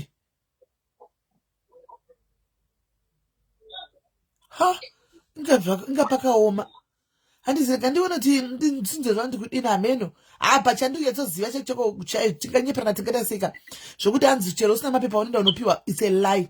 But iwewe rega tione kwauri iwewe. Iwe ndo chatakakwana uchinzi unoenda kumaofisi, ndo pandaenda kumaofisi kwachona wozotudza kuti vari kuti kudii. But mutemo uyu ndakatounzwa chinzi kana usiri legal munyika they are not paying. That mutemo ndakaunzwa. Saka wakugona kufamba here naidea. Ike zvino ndikufamba shoma, simba ndorisati ranyanya ukuyi, because ndakaita 6 weeks handisi kutombomuziva Tricia Kana. Handisi kutomboziva, ini toshamisika nyaya handitozivi. Saka munofunga nyaya sitechidziziva. Dzimwe dzinotidarika munoziva. Kana dzikadoitika tiri busy paya ikataugwa one day uri busy ukasazviona unogona kusatoona. Papa ndogara ndiudza kuti dzimwe nguva tinotombotukwa tisingazvioni memuchindoreva nema. Tisinganombozvioni totoshamisika nditozvizivini. Saka wati wakufamba sesimba asati wave narako, asi you are trying. Yeah, I'm trying. Ruoko harusati rwakushanda, haruna simba. Ndichitora nemastitch bhosi. Wiki ndakabuda musi weMonday. So musi weFriday ndo pandakaenda kutheatre ndichinoitwa operation. Musi weMonday ndichibva ndatobviswa simbi yanga iri kusoro, ndibva ndatodischargwa. Saka vakanditi ndinopota ndidzoka kuchipatara every week ndichidresswa. Then musi wa12 ndobva ndadzokera kucheck up yemutsipa neruoko. Okay. Sa apa uri kugara kupi? Ndokwanga kugara uchigara Bloemfontein? Aiwa, ndandingagara kuBloemfontein, ndikutobatsirwa nevamwe sisi paFacebook. Oh, shame. KuBloemfontein ikoko? Ndo vakakupa accommodation? Ndiyanga chiyozondona muchipatara. Oh, shame. Ende akaita hake, anonzani munhu yeye? No, Mama Mudhafu, anonzi Mama Mudhafu. Mama Mudhafu? Mamo. Mamo ndiye wepano. Mamo ndiye wepano. Mamo ndiye munhu wepano. Mamo Mudhafu ndiye munhu wepano. Mamo. Asi of late anga singasauyi because ndatakambokona nakuseri kuri nyaya dzekushama paFacebook. Anga oita zvekushama izvi. Asi akazondiudza musuna ichi ndakazosiya sisi zvekushama izvi. Mamo Mudhafu, alright, aiwa mamo ndiye munhu wepano bva kudhara. Munhu wepano mamo. Akaita hake aripo here mamo? Varipo. Esi mamo. Ndida ichangoise wakaita hako ufunge. Thank you very much. Wakaita hako. Totenda Mwari ndio tinongotenda. Wakaita hako ufunge shame kuti mutora munhu kuti uya ugare wechindigare newo chinda kuma check up chidini. So toda kutsvaga way yacho kuti ndeipi ukwanisa kumubatsira kuti tione kuti pane chinobuda, but from what I heard asandi ndikuvharira ipanze kutaura zvinhu zvandakangoona ini zvinani munonzwa mega kuma offices kwachona kuti munotangira papi. Kune ma offices eRodex. The guys ani muri Bloemfontein. Nditokumbira muchekero pa internet kuti ma offices ari papi vaende ku office. Vanofaila claim yavo vanonoudzwa zvakawanda kuma office. Ndokumbira muchekero address guys pa Google kuti ma offices eRAF ari kupi ku Bloemfontein. Ndokumbira mutasiro guys ma offices eRAF ari kupi kwacho ku Bloemfontein. Anditozivi nemutu anditoona mugotsendera mapicture anditozivi ndoshamsika ndozivi yakadai. Antoisi. Hey. Yeah, zvakaoma. Guys, nditarisirawo kama offices eRAF ku Bloemfontein kuti anga papi guys. Kuti mama afuma chindako. Mama manoinda munongofamba bijana muenda neUber. Monobvunza. Muye sodzwa zvizere kuti zviri kufamba sei. Unogona kujoina pa Facebook kuti vanhu vaone. Ina nditozivi ndoshamsika ina ndoizivi nyaya. Tora chokwadi. Unogona kujoina pa Facebook. Unojoina sei? Anouya ku Facebook kuti opressa request anoziva ari kunzwa nepage 1. Anaro Keeping up yakadzi RAF RAF yes iyoyo RAF yawanikwa ichi. Thank you. Number iwe mamo tora address yo 49 Fedishua building. Daipina tora address yo ndokwa munoenda mangwana. Pana Charlotte Mateke street. Tora address ndakapina yo mangwana ndokwa munomuka munoudzwa mega kuti vanotichi.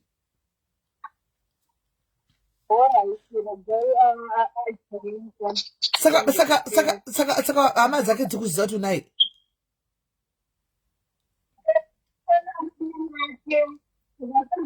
Waenda kure nefoni.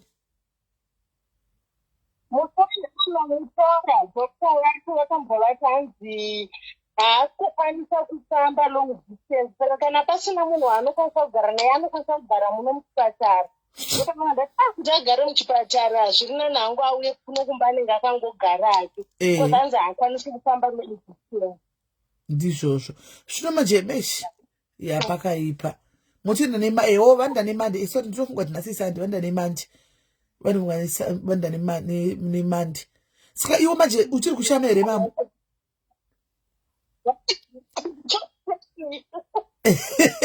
Uchiri kushama here nai mamu?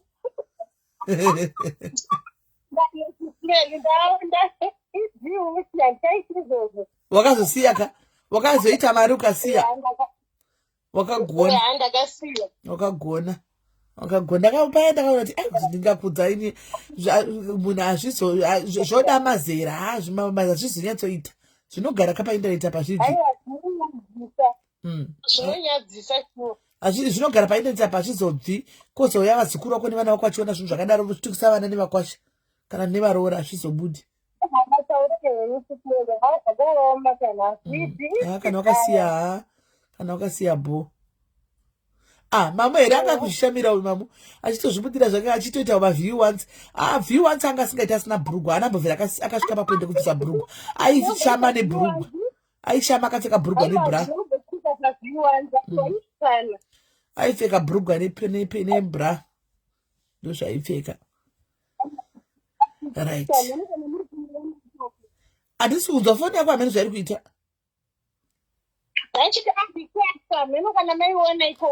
Handisi kuona request yake. Hakuna request so far. Anonzani manje ari kuya nepage yakanzi page ari kwiri. Ngauye ne page ari kwiri. Page ari kwiri. Profile. Oh, profile yakanzi page all right. Simtalks. Yakanzi Simtalks. Alright. Auya unfortunately ina andikwanisi kumuona but vanhu vanokwanisa kumuona. Handinokuza mutemo yazuka yavepo mazuva ekuti iwe hauoni asi vanhu vanoona akwira zvake. Muri kumuona here guys? Muri kumuona? Can you see guys? Muri kumuona here?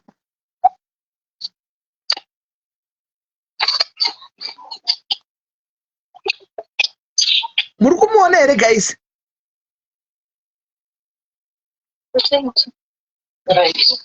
Watora here address ndibvise waitora?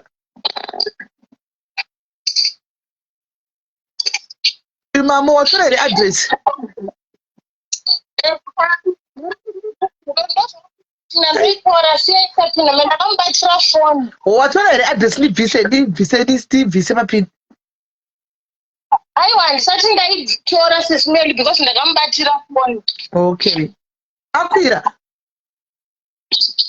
Akwira. Muri kumuona here guys? Ndatozama kumuonawo nemwe foni. Muri kumuona here guys? Ndoenda kuFacebook ndinotora kumuona nemwe foni.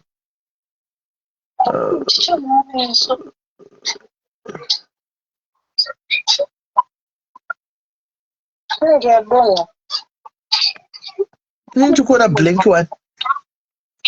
Tamuona. Ita ndisi kumuona one nemwe foni. Takakwira but kunokaisubuda I think vari kuti kwanzi tikukuona anzi tikukuona ini ndisine kwaita muona ini ndisiri kuona hangu nemwe foni amwe chichaitika ora it's fine it's okay saka hama dzako hadzikwanisi kuuya here kuzokuti vakubatsire dia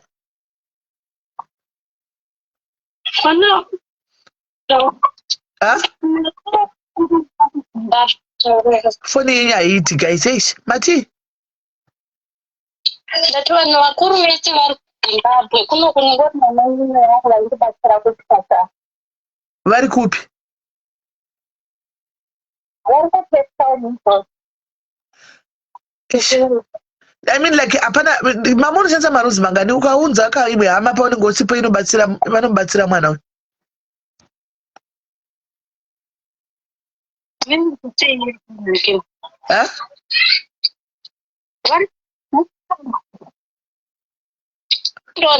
Foni kuona havachakonzera kutokunzwa yachakunzwi foni yamuti kuita sei? Mwana uyu ane hama guys but ari kunzi hakwanise kutravela long distance ari zvaari haakwanisi anokwanisa chete kutongoti aende kuchipatara ari kunzi auye kuchipatara kumacheckups saka akaenda kuZimbabwe anozodzoka sei ilong distance kakuti aramba achingofamba ma up and down ari angatokuvara asati apora ndo saka muchiona ari kuna mamo hazvide kuti hana hama anadzo hama ari mukunzwa anadzo hama but haakwanisi kuti afambe long distance kuti aende kuZimbabwe right now haakwanisi doctor akamumisa ani muri kuona doctor akamumisa. Hello Sismeli. Hi dear. Hi maswera sei. Inini ndakwirira hangu kuti nditsigire panyaya yemutemo yakachinja yeRoad Accident Fund. Murungu wangu inini anoita izvozvi zveRoad Accident Fund. Madays atanga kukudubuka vanhu vemidhudhudhu vecheckers watu vai anga ine mafiles hobho anga ainawo akatotaura akati taakuita problem because macases awanda stereki kuRoad Accident Fund ndeyevanhu ava ende havana mapapers. Kudhara aitombogadzirira vanhu vandinoti vaakagadzira vaive vasina mapapers aitotanga newe from scratch usina bepa.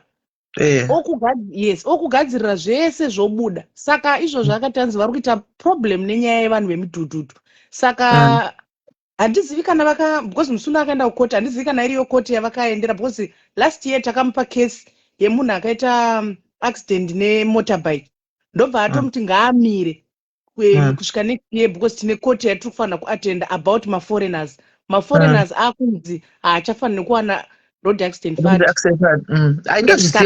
Ndakatozviona pamene pane pandakazviona palegislation dzavo dzemini aino inandoziva but hatingavhariri munhu kunze toda kuti anozvinzwira ega aende kunozvinzwira ega saka ndonyaya yekuti ngaende anozvinzwira because ndinoti murungu wangu ndipsychologist wevanhu vekuti munhu akaita accident like uyo aita problem anonomutarisa kuti anga ari chii breadwinner wati ndiye anonyora information yese inozokwidza musoro kuti munhu akwanise kuwana mari. But all the same ngavamboenda ivo vanoona vononzwa from the horse's mouth vobatsirwa zvavo. Alright Sismeli ndandangoti ndingotsigira hangu nyaya iyo yemapepa. Alright thank you very much dear. Alright. Saka tine chingoti zvedu ngaaende nemande yacho ngavatange vaende vanonzwa vanozvinzwira vega kuti zvakafamba sei Animaona, but ndakatozviona chaiko government somebody USA achitotaura achitoadressa izvozvizvi, but just for them kuti vave chokwadi ngavaende vasvike paground vonoudzwa ikoko paground kuti zviri kufamba sei, vanonoudzwa. Handi mazviona tsvane pana ndokuzivaika. Hanzi regai anonzwa kozi hanzi koti ruled against it. Regai aende kundosana kuti regai aende keeping up anozvinzwa. Regai aende anozvinzwa, but isi ndo zvatotonyasoziva, ndo zvatotonyasotoziva izvozvo. But regai aende ega anozvinzwa kuti vari kuti chii. But izvozvo ndo zvitoripo. Kune vakatomboenda manje apa kanoudzwa the same, but ngaaende anoudzwa ikoko first tinzoti vanoti chii. Anoona hanzi nditageiwo. Uda kutekwa kupimamo mudhafu. Isiwe mazeti ione mapepa zveshumburesi, unawo mapepa zvewe. Ione ZTP utore mapepa zve.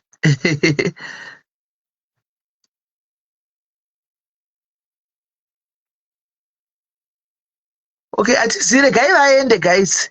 Regai vaende vanonzwa tozonzwa mangwana zvinonetsa izvi. Regai vaende nemandi tozonzwa. Regai vaende tozonzwa nemandi kana vadzoka kuti vanzi kudii.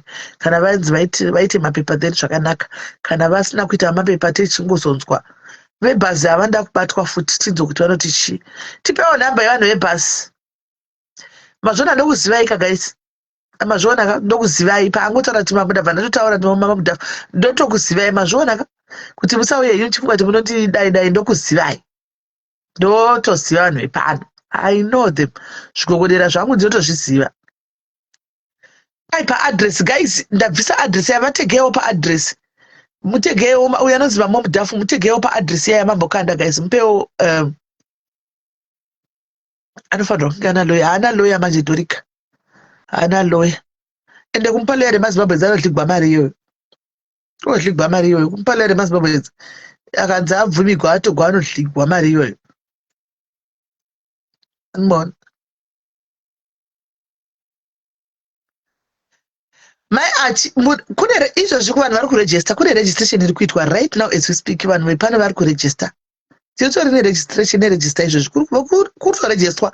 Admin everyday kune group uko nditorimo mugroup ravo. Kune group rekuti team Joburg, admin yeJoburg iri kuendesa mazita. Mazana Milime hamusi kumuona panapa. Ari busy palaptop achiregister vanhu Milime uya. Address ishi yakanzi 49 Fed Show. Ari kuregister vanhu. Andika chandiri kuziva vasati vakuregister diaspora chete. Iye zvino vari kumboregister kuAfrica. Vachazopinda mudiaspora. Ndosaka ndakati kuna vanhu veglobal vanga vauya kusera vachibvunza kuti kwesusu toda kuregister ngati mbomirai. Kana apedza neAfrica yacho vakawandisa. Kana apedza achazouya kune vediaspora. Vediaspora hamunetsi because muri kugroup. Tongokuudzai mugroup kuti madetails kuseri munhu emurachinisa madetails ake ega kuita data protection. Anomaona vachiregistwa.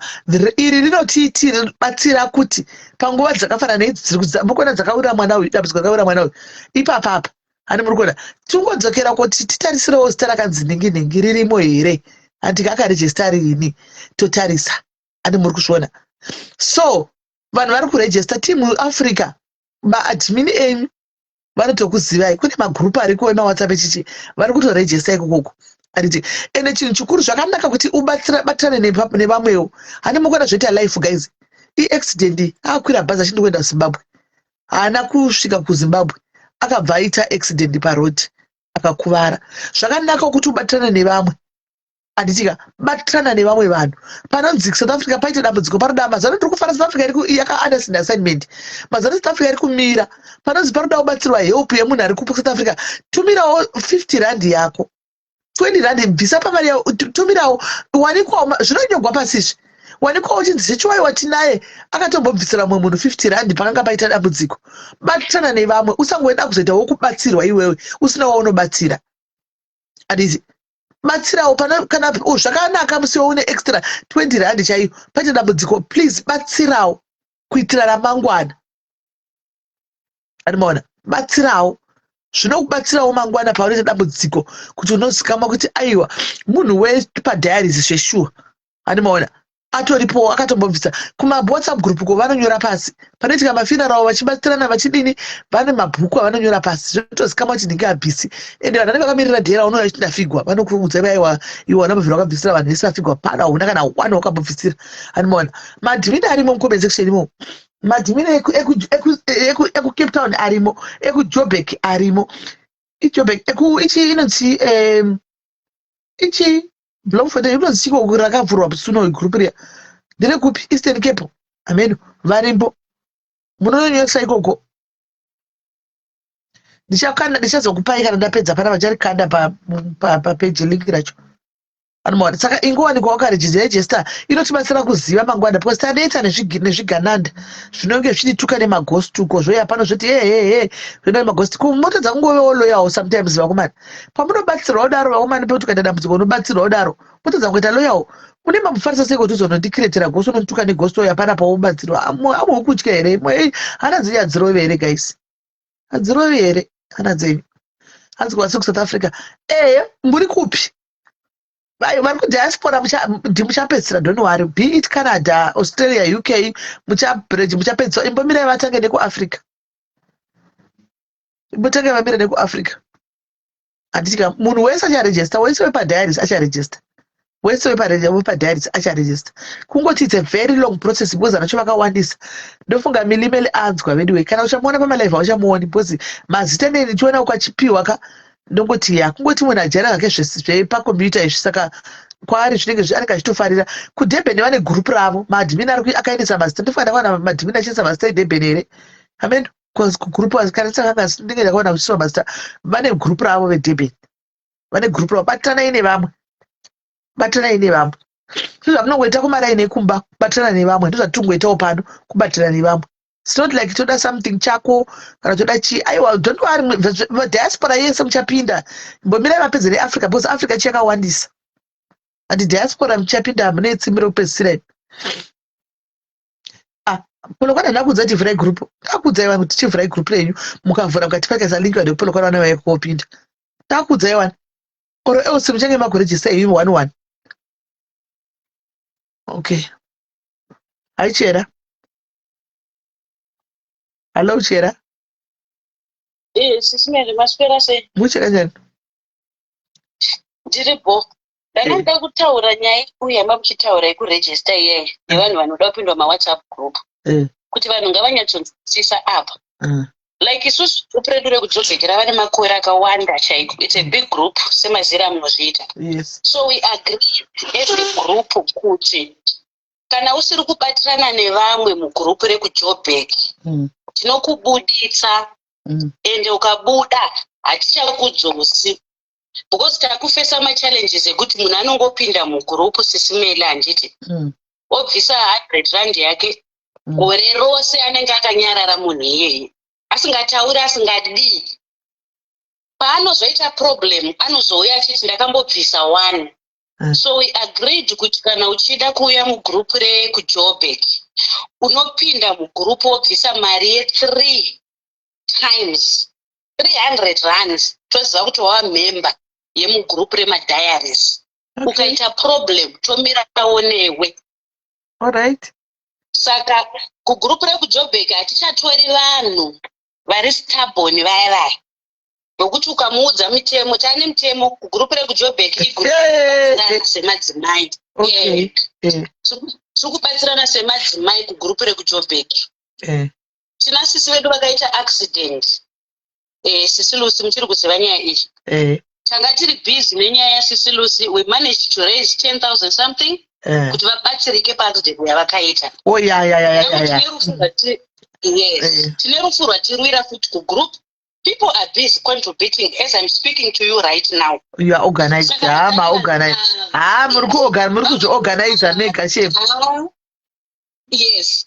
Group remadiaries munhu akati aita problem mugroup medu imomo, we are no longer coming kwamuri sisimeli kuti pane munhu ari kuda 500. Good. We just raise that 500 tobatsirana tega. Good. Saka avo vanouya kwamuri vachiti hatisi kupinzwa mugroup vaudzei kuti mugroup rekuJoburg we are no longer taking people vasingadi kubatsirana nevamwe. Ndozvandada kutsigira izvozvo. All right. Thank you so much. Thank you. All right. So meaning to say right now, munhu achauya achida help pano anofanira kubva nekuma-admin. And ari ku-SA, be it Durban, be it Joburg, be it Cape Town, ari kuda help hombe achafanirwa kubva nekuma-admin kuti tauyawo nekesi iyi tabatsira kwedu but tinenge tiri kunyatsotadza kuti tinyatsoita kusvika pari kubudiwa tati kuzokumbira kuti tikuhendei over kuti mubatsire zvinenge munenge matigonera manje. Mukadaro munenge matigonera because tinenge takuvhara mukana yembavha. Animona, tinenge takuvharawo mukana yembavha mekubirwa nevanhu vada kutora macharges. I think you are doing good. Muri kugona ikoko. Muri kutogonesa. Saka ndozvatiri kuita group rekuJoburg. I think muri kugonesa. So those want to join our group vedu wedu. Tine mitembo futi kugroup kwedu. Anoda kujoina group rekuJoburg. Unouya tokubvunza zita rako, pachichidawo address yako nezita nefone number. Tinenge da kuziva kwaunogara. Kuitira kuti ukaita problem semadiaries vari kudhuze newe tinotuma vamwe vanhu 2-3 vokushandira pauri vokuona. Very good. Ndo marongero achakuzviita. Vari kugona kuti vanotati zviite lesi kwandiriwo vari kugona. Well done. Saka mugrupu redu hatidi zvinhu zvepono, hatitombotumiri zvinhu zvavanhu vakashama. Umwe mutemo watiinawo. Grupu rekuJoburg rava grupu revakadzi vakuru vanozvirespekta, vanoziva zvavanoda. Saka iko zvino vanhu vada kubatsirwa vari madiaries vachiuya kwamuri nimi handiti chitangai maziva kuti munhu ari kubranchi ripi, ari kuprovince ipi, motarisa maadmin eprovince iyoyo mobvunza kuti vanomuziva here, ari kubatirana nevamwe here, ndiye munhu achabatsirwa pano pamadiaries. Good. Right. Ndokumbira imimi maadmin ekudiaries ekuJoburg makawanda. Ndiri kukumbirawo kuti paiti ndikuitei tiite so tibvise one admin handisi kuti abuda kegroup ahedhe group reLimpopo tivhure because hakuna group revanhu vari kunetsa. Saka rinoda kuvhurwa nemunhu watinenge tichiziva kuitira nyaya dzemari dzevanhu dzamuri kutaura idzi ma100 iwayo imari yakatowanda kuno mumwe munhu abva ahedha futi group reLimpopo tirarigona kuvekwesa kekudiaries neukuku koitwa futi rekuBotswana andika kovhurwa zverekuBotswana oita zveadmin futi weikoko andimaona ariwe kuJoburg kuitira kuti zvinhu sezvidini anzi ropindwa sei ropindwa Irene bata maita mupinze mwana wangu uyo Irene muchava panhamba. So nyaya ndekudai so kuma-admins tine uyedu tine gurupu rema-admins zvamunoziva imini sisimeri tichataura ikoko totaurirana sema-admin toona kuti akasungunuka oiswa magrupu amuri kutaura. We are not going to pick people in the comment section. We are not going to do that. Vanhu vakabirwa mari dzakawanda pamadiaries. Yes, reCape Town ririko ragara ririko reCape Town. Cape Town ragara ririko. Cape Town ine grupu dhara. Kutode grupu rayo Cape Town. Ine grupu. Saka ndozvandada kuti ndikubatsire ipapo kuti vanhu vachada kubatsirwa iko zvino izvi vanouya kwamuri vachingiri mudhayari. Kana asina kubvawo kumaadmin asimo mabhuku medu tisingamuzivi asatarisira kubatsirwa. Wow. Rustenburg kwai muri kuti chii apa? Because Rustenburg they are not that much. Handisi kuti munovagona kuvajoina negrupu ripi? Handisi kuti Rustenburg munogona kuvajoina negrupu ripi? Vanopinda mugrupu vanojoina Joburg because tinotori nevanhu vekuRustenburg vari mugrupu reJoburg. Alright, saka ngavapinde muJoburg. Vanopinda vanongoteedzera mitemo irimo. Right. Kana pakaita problem kuRustenburg kungotuma munhu ari paground koko kuRustenburg voenda. Alright, no problem. Saka panda grupu reLimpopo. Andika rekuLimpopo. Panopinda grupu reLimpopo, papinda grupu reLimpopo, poita grupu Eastern Cape inopinda Cape Town, handiti? Eastern Cape inopinda Cape Town. Eastern Cape pindai kuCape Town. Kuti magrupu itai, then tozongoda rekota rekuZimbabwe. Saka maadmin agara ari maadmin akaraya. Kuti one achangonoedha rekuZimbabwe, one oedha rekuLimpopo. Not kuti anenge achibuda ngekunyaya rekuJoburg, anenge arimo. Asi omeka sure kuti aedha futi aya. Just kungoti titire kuavoida kubirwa. Antika nekuti vanhu vachitamba nepfungwa dzedu vachitiita kunge vanasina kukwana pano. Andimazviona. Zimbabwe inotoda futi grupu rayo. Toda grupu Zimbabwe. totoda group kuZimbabwe. Saka madhimini achitaura navo kugroup ravo tokumbira madhimini. I think kuZimbabwe Shumpress can head that one because Shumpress ari muroti kuenda kuZimbabwe. Shumpress kuZimbabwe you can head that one. So zvemaita ari kugona kuchimhanya chepaJoburg andika iwewe chiedha rekuZimbabwe. Shumpress take Zimbabwe. I think that will make sense. Take Zimbabwe. Hanzi Zim and Botswana ririko. Oh, okay. Handisi kuziva. Magroup iwayo akatovhurwa. Wariko. Saka ngatipe mani kiri malinki tipe vanhu. Taitaura group rekuJoburg. Aiwa ina zvina group randiri. Ine guys andina group randiri ini. Ina zvina WhatsApp group andina group randitomborikada. Hamusona ndisoshamsika panapa ndakabuda ndiko ini kuma groups. Ndakaona zvaichikreta ma problems kuma groups. So ini ndiko kuma groups. Andina group WhatsApp indoita zvekufacebook. Ndoya pana paFacebook ndopadouya. Kuma WhatsApp group andiko. Kana. Kuma WhatsApp group kwacho achitokudi. Andiko. Kana munhu akangobhariza chikamubudisa motanga kuridza mhere kumusatongodzoka tikudzosi handisi kutomboda nkuya nditori nepisi mazuva ano mawhatsapp group anotepisa musoro maiwe guwa chii aiwa kana handidi zvangu zvemawhatsapp group handidi nditori bhokndonyaya titaure sesimeli kuti Joburg group zvaro isinote group revana vecrash tiri kuti vanofamba nesu wakuvara iwe waita problem tinongovhura mabhuku toti uyarimo izvezvi taita rufuma kuseni but ndima yatofamba kutaura kwandiri kuita nemi izvezvi. That's good. That's good. I remember Joburg group pakamboita mumwe wedu akakuvadzwa panapa mukamurezera 17,000 in a space of a week. Yeah, ndozvatakuita hatichadi vanhu vanouya kugroup rachingoti ndiri mudhayari. Saka iko zvino izvi inini kuJoburg group ndini ndinobvisa nekuisa vanhu. Saka hakuna umwe admin anokudzosa. Because takaona kuti vamwe vanhu tiri kuvashandira sesimeli mahara vasina zvavari kuita. Ndizvozvo. Saka vanhu vaudze sesimeli kuti aiwa uko kwamotoenda uko motononzwisisa zviri kudiwa ikoko. Right. Pasingadi zvemagurupu Lara ameno mongoregistawo panenge pangozoitawo maproblem chibatsirawo kuti muone ameno I don't know how you're going to do it because isu tikukurudzira kubatana tikukurudzira empowerment tikukurudzira kuti tite chinhu chimwe chete semadzimai saka handizozivi kuti panofamba sei panoitwa sei. Saka yeah guys group riri kwanzire vachandipa malinki madmin ndokanda kuti linki rekwakati iri linki rekwakati but ivo vachaverifya vanhu vanenge varimo andika vachiburitsa vasingakodzeri kupinda because kuchapinda mwana asikakodzeri kupinda mafuti magroup iwayo through malinki iwayo animaona. So hanzi kuDurban ukasarejista tiri kuburitsa mugroup iDurban weyo animaona. Pamela Pamela Shavangani uri kudiaspora kune group rekudiaspora Pamela kune diaspora group kune global group waita sei kune global group rakarongeka zvisingaitire vanhu vekuUK rine vanhu vekuUK vekuCanada vekuAustralia vekuCanada ririko rinonzi global group kuWhatsApp rakarongeka zvekutodaro kune group rakarongeka ririko reglobal uko vanhu vese vari kudiaspora kune group reglobal ririko. Swaziland iri padhuze nechi handifungi kuti makawanda nekuSwaziland zviri nani mupidzo kumagrupu anenge ari kudhuze nekumaprovinsi kwamunenge muri.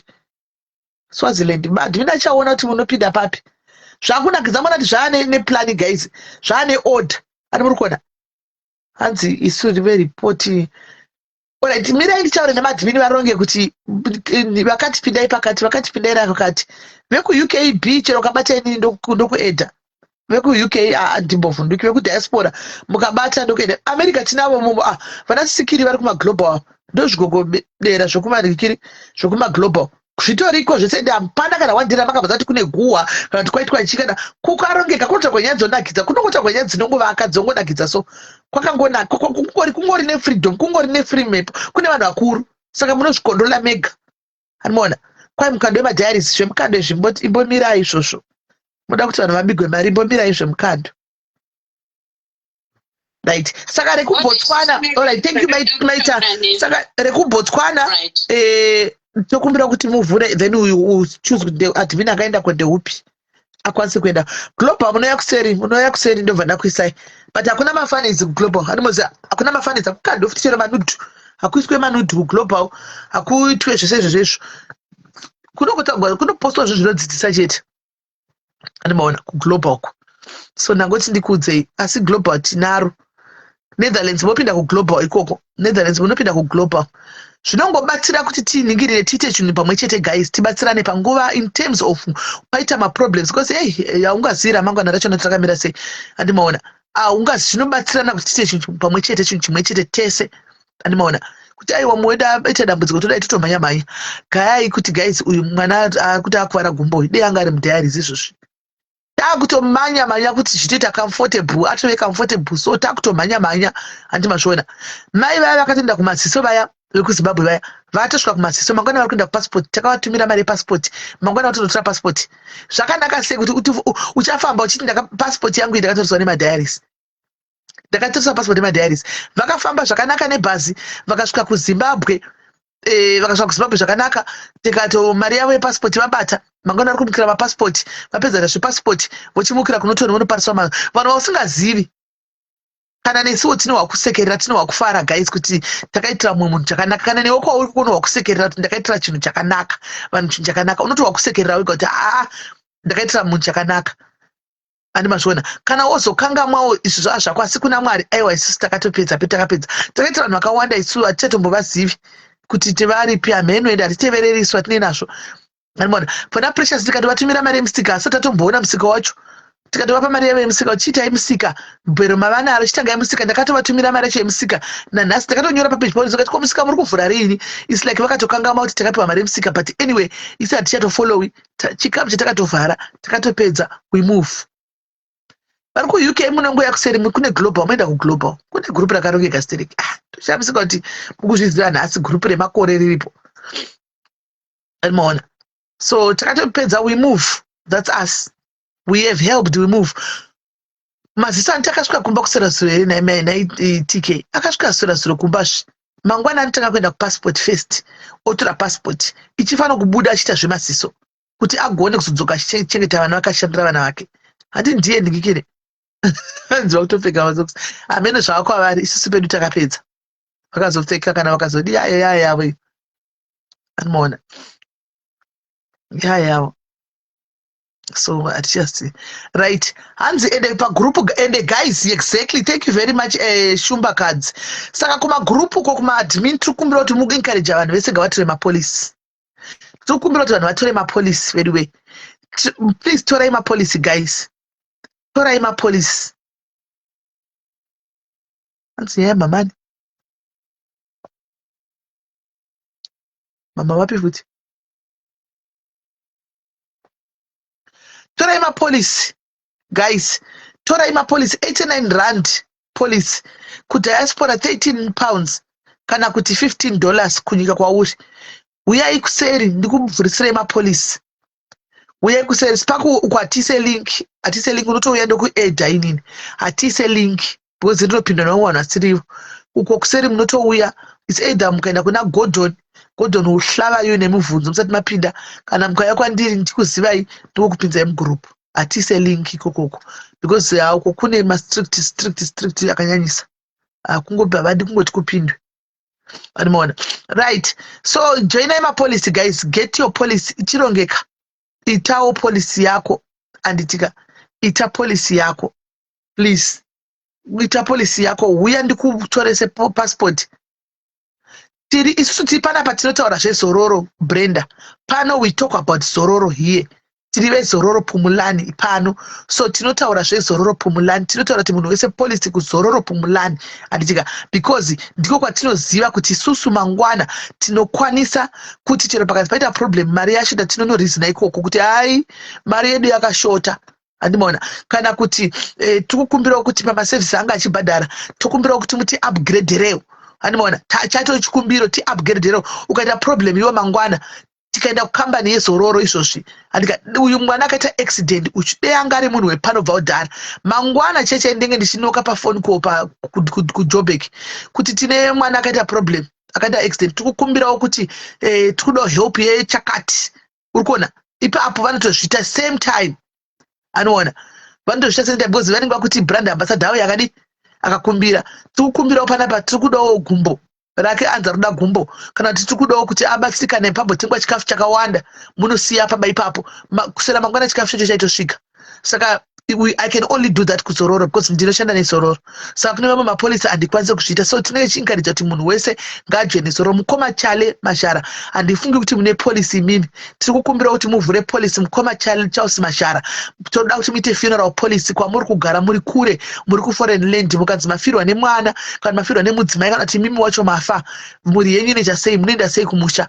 Polisi yakanaka. Tiri kukumbira kuti muite polisi 89 rand pamwedzi hamuzomboishayi. 89 rand hamumboishayi. Mobhadhira polisi yenyu kuti murongeke mukanzi nhasi paitika chinoitika, inouya mota ichikutorai zvese ichikuendesai kumba, hamuna stress yekuti ndodini. Handimaona.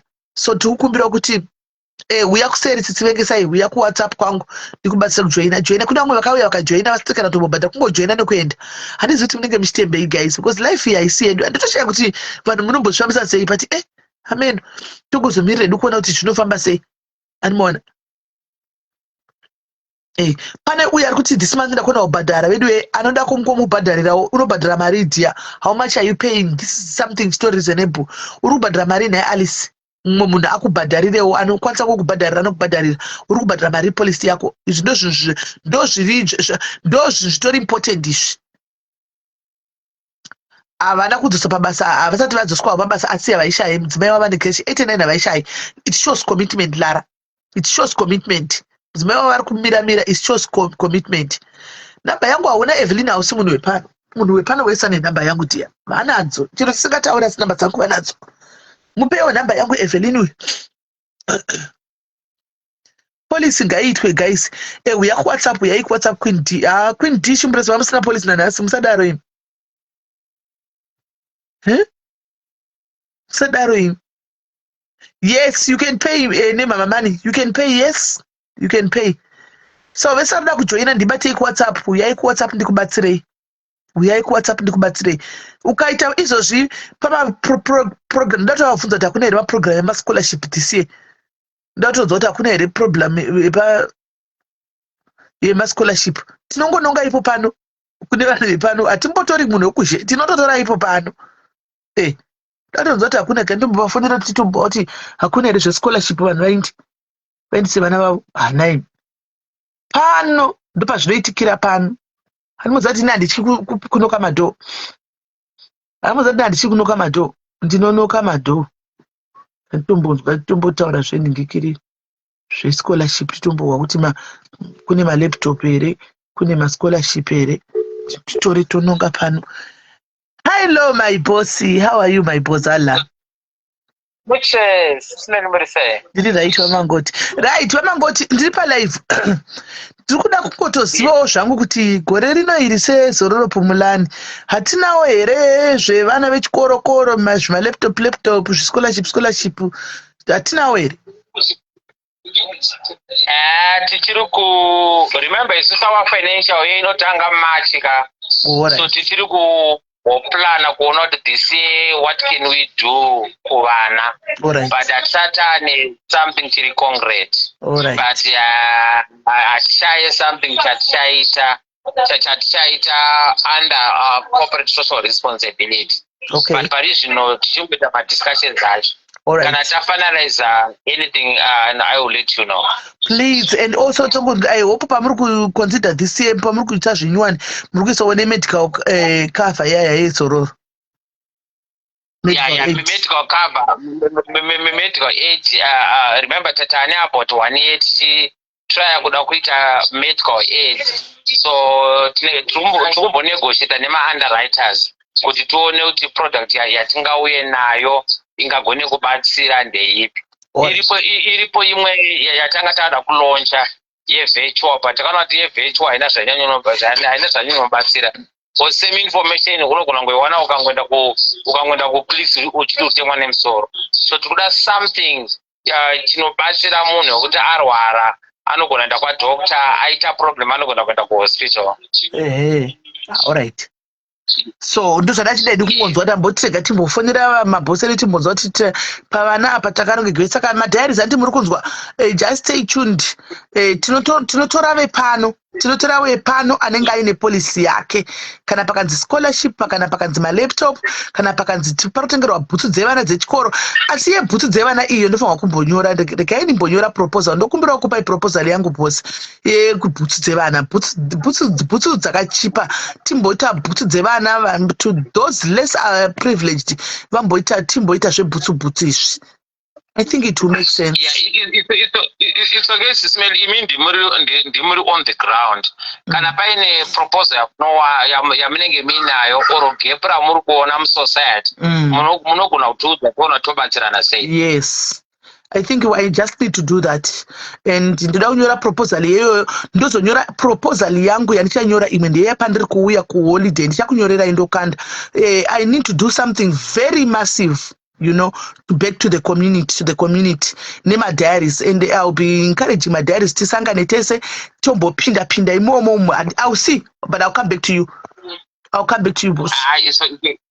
It's okay. No, munozachira zvechida nema diaries hapana chatinoramba. So I know. Tungomironza kwamuri. I know. Right. Thank you very much. All right, my rabas. All right, sharp.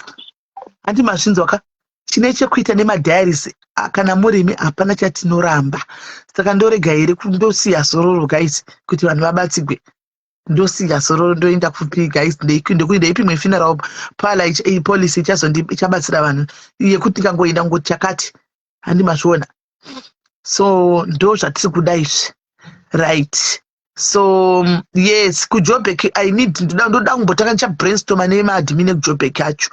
Timboona kuti Shumbress you come back to South Africa, but tinouya tosangana, then we need to identify within you people madiaries ekuJoburg kana kuti Cape Town. Cape Town vedu ndingazonosvika Cape Town here, Joburg, Pretoria, Polokwane, Rustenburg, amene kuma plus identify ana ikoko kune need.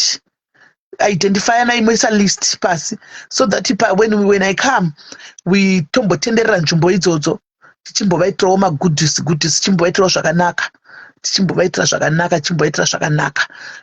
Munonga iwo madhimi ndo basa raito identify those in need variko. Anditika asi chandiri kukuencourage ai guys, chimwe chekudai kune vari kuda kuenda kumba, anditika kana zvinhu zvakaoma paest chida kuenda kumba guys, I think yes, my sister, just saying, yeah, I know this time you'll be waiting for me. Munenge chifamba neni. Saka zvatoda kuita iko zvinezvi guys ndezvekudai so. Vanhu vari pane kuti uyo chitanzi rent yangu chikafu changu kana uri wazvipira ndoda kuenda kumba. Anditika ngatitenge kuti tibatsirane minde kumba. Ngatibatsirane minde kudeni guys. Anditika unotambura uri kumba. Kutambura uri kuforeign land ka zvakasiyana nekutambura uri kumba. Andi mazviona.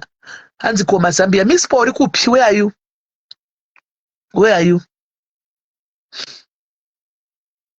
Where are you, Miss Pa? Kenesia angati ndi Birmingham ndiani? Mangwana ukandiona Birmingham ndokupa Zambia. Ukandiona Birmingham mangwana ndokupa Zambia rako rezororo. Ukandiona ndokupa Zambia rako rezororo. Mangwana ku Birmingham. Ndokupa rako rezororo. Anditika saka kana varipo I think let's start that one mukakwanda togoda kukumbira kombi chaezororo yokuindisa yemunodropa kumba uko mungonesa pa central pa central point 1 hanzi ndiri Cape Town. Miss Pa Cape Town taura nemadhimine Cape Town ainde kuno requesta manhu vakangota vaudiaries vanopiwa vaZambia vaende kuma office. Zvitanotambura uri kumba nokuti kuSouth Africa kwakaoma ndochokwadi. Hanzi ndakuda kuenda kumba. Munozouya my sister kuseri kutotoronga. Antika, we can have a group of 5 people moenda kumba. Then we ask admin ukuendesa kubatsirai mukwira moenda kumba. I think totangira ipapo. Animona, totangira ipapo. Ndodaro nyara runibata kuseri. Totangira ipapo. So guys, ndirega ndichimuka ndichigeza ndichigadzira ndo basa. Chakachaya guys. Sisimeli, what great way to shanda nemaboss who allows. Oh, thank you. Aiwa maboss anoshanda zvakanaka nevanhu. Inoshanda zvakanaka nemakambani. Ask all the companies dzandoshanda nadzo. Chero tikaparadzana toparadzana zvokuti tinosara tiri mabhurure ekutoti unototi amen. Ndinoshanda zvakanaka nemakambani. Mumbowane complaint yerafu kubva kwandiri. Hauwane complaint yeustubbornness. Hauwane chero kubasa kwangu kwandoshanda cheko. ukabvunza bosi wangu anokuudza kuti I know how to separate these things. Kubasa nditori wayana chai ndendakatochira zvandakatopaka zvandakatozvita biggest balance chero ndakatyoka zvokutoti unenge usingatombozviti havana sandombozviti vanonzi smelly handiona. So yeah, that's it. Aiwa mushowana uende uri iwewe kana uri iwe unonyima unotuma ma-admins, you send ma-admins. Chiko chaitika, what's going on futhi?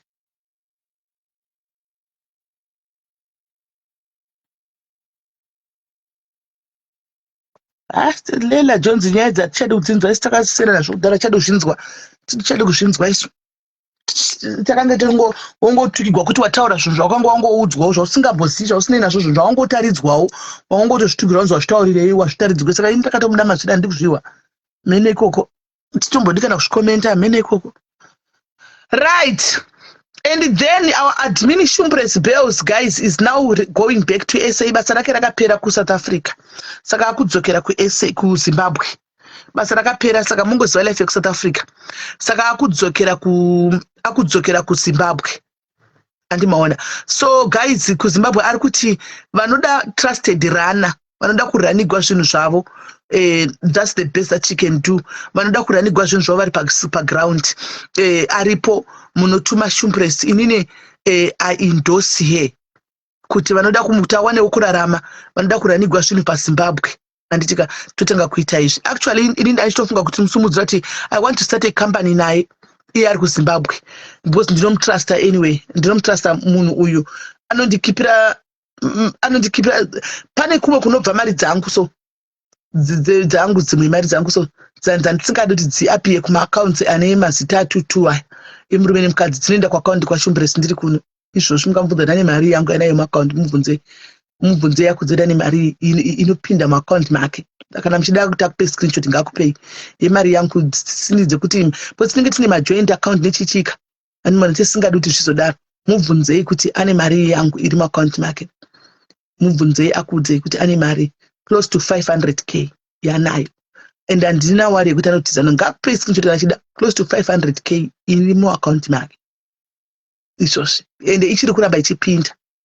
Ndozvo ndokudza kuti dzimwe dzatozorova maclapback aya mamaclapback atozorova aya mubvunzei. So ndoda kuti start and I've seen how honest and trustworthy she is.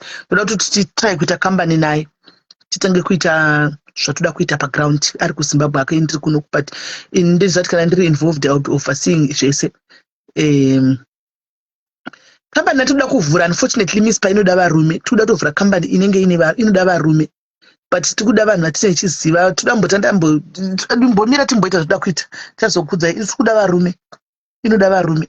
So we'll tell you.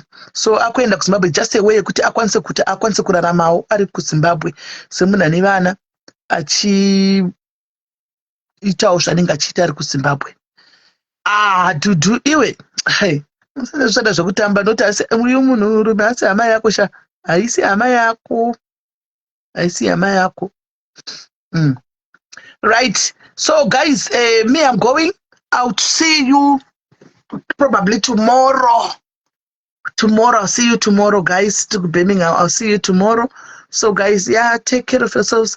Pamberi nekusimudzirana semadzimai, pamberi nekubatana semadzimai, pamberi nekuinda mberi semadzimai. Anditika tobatana.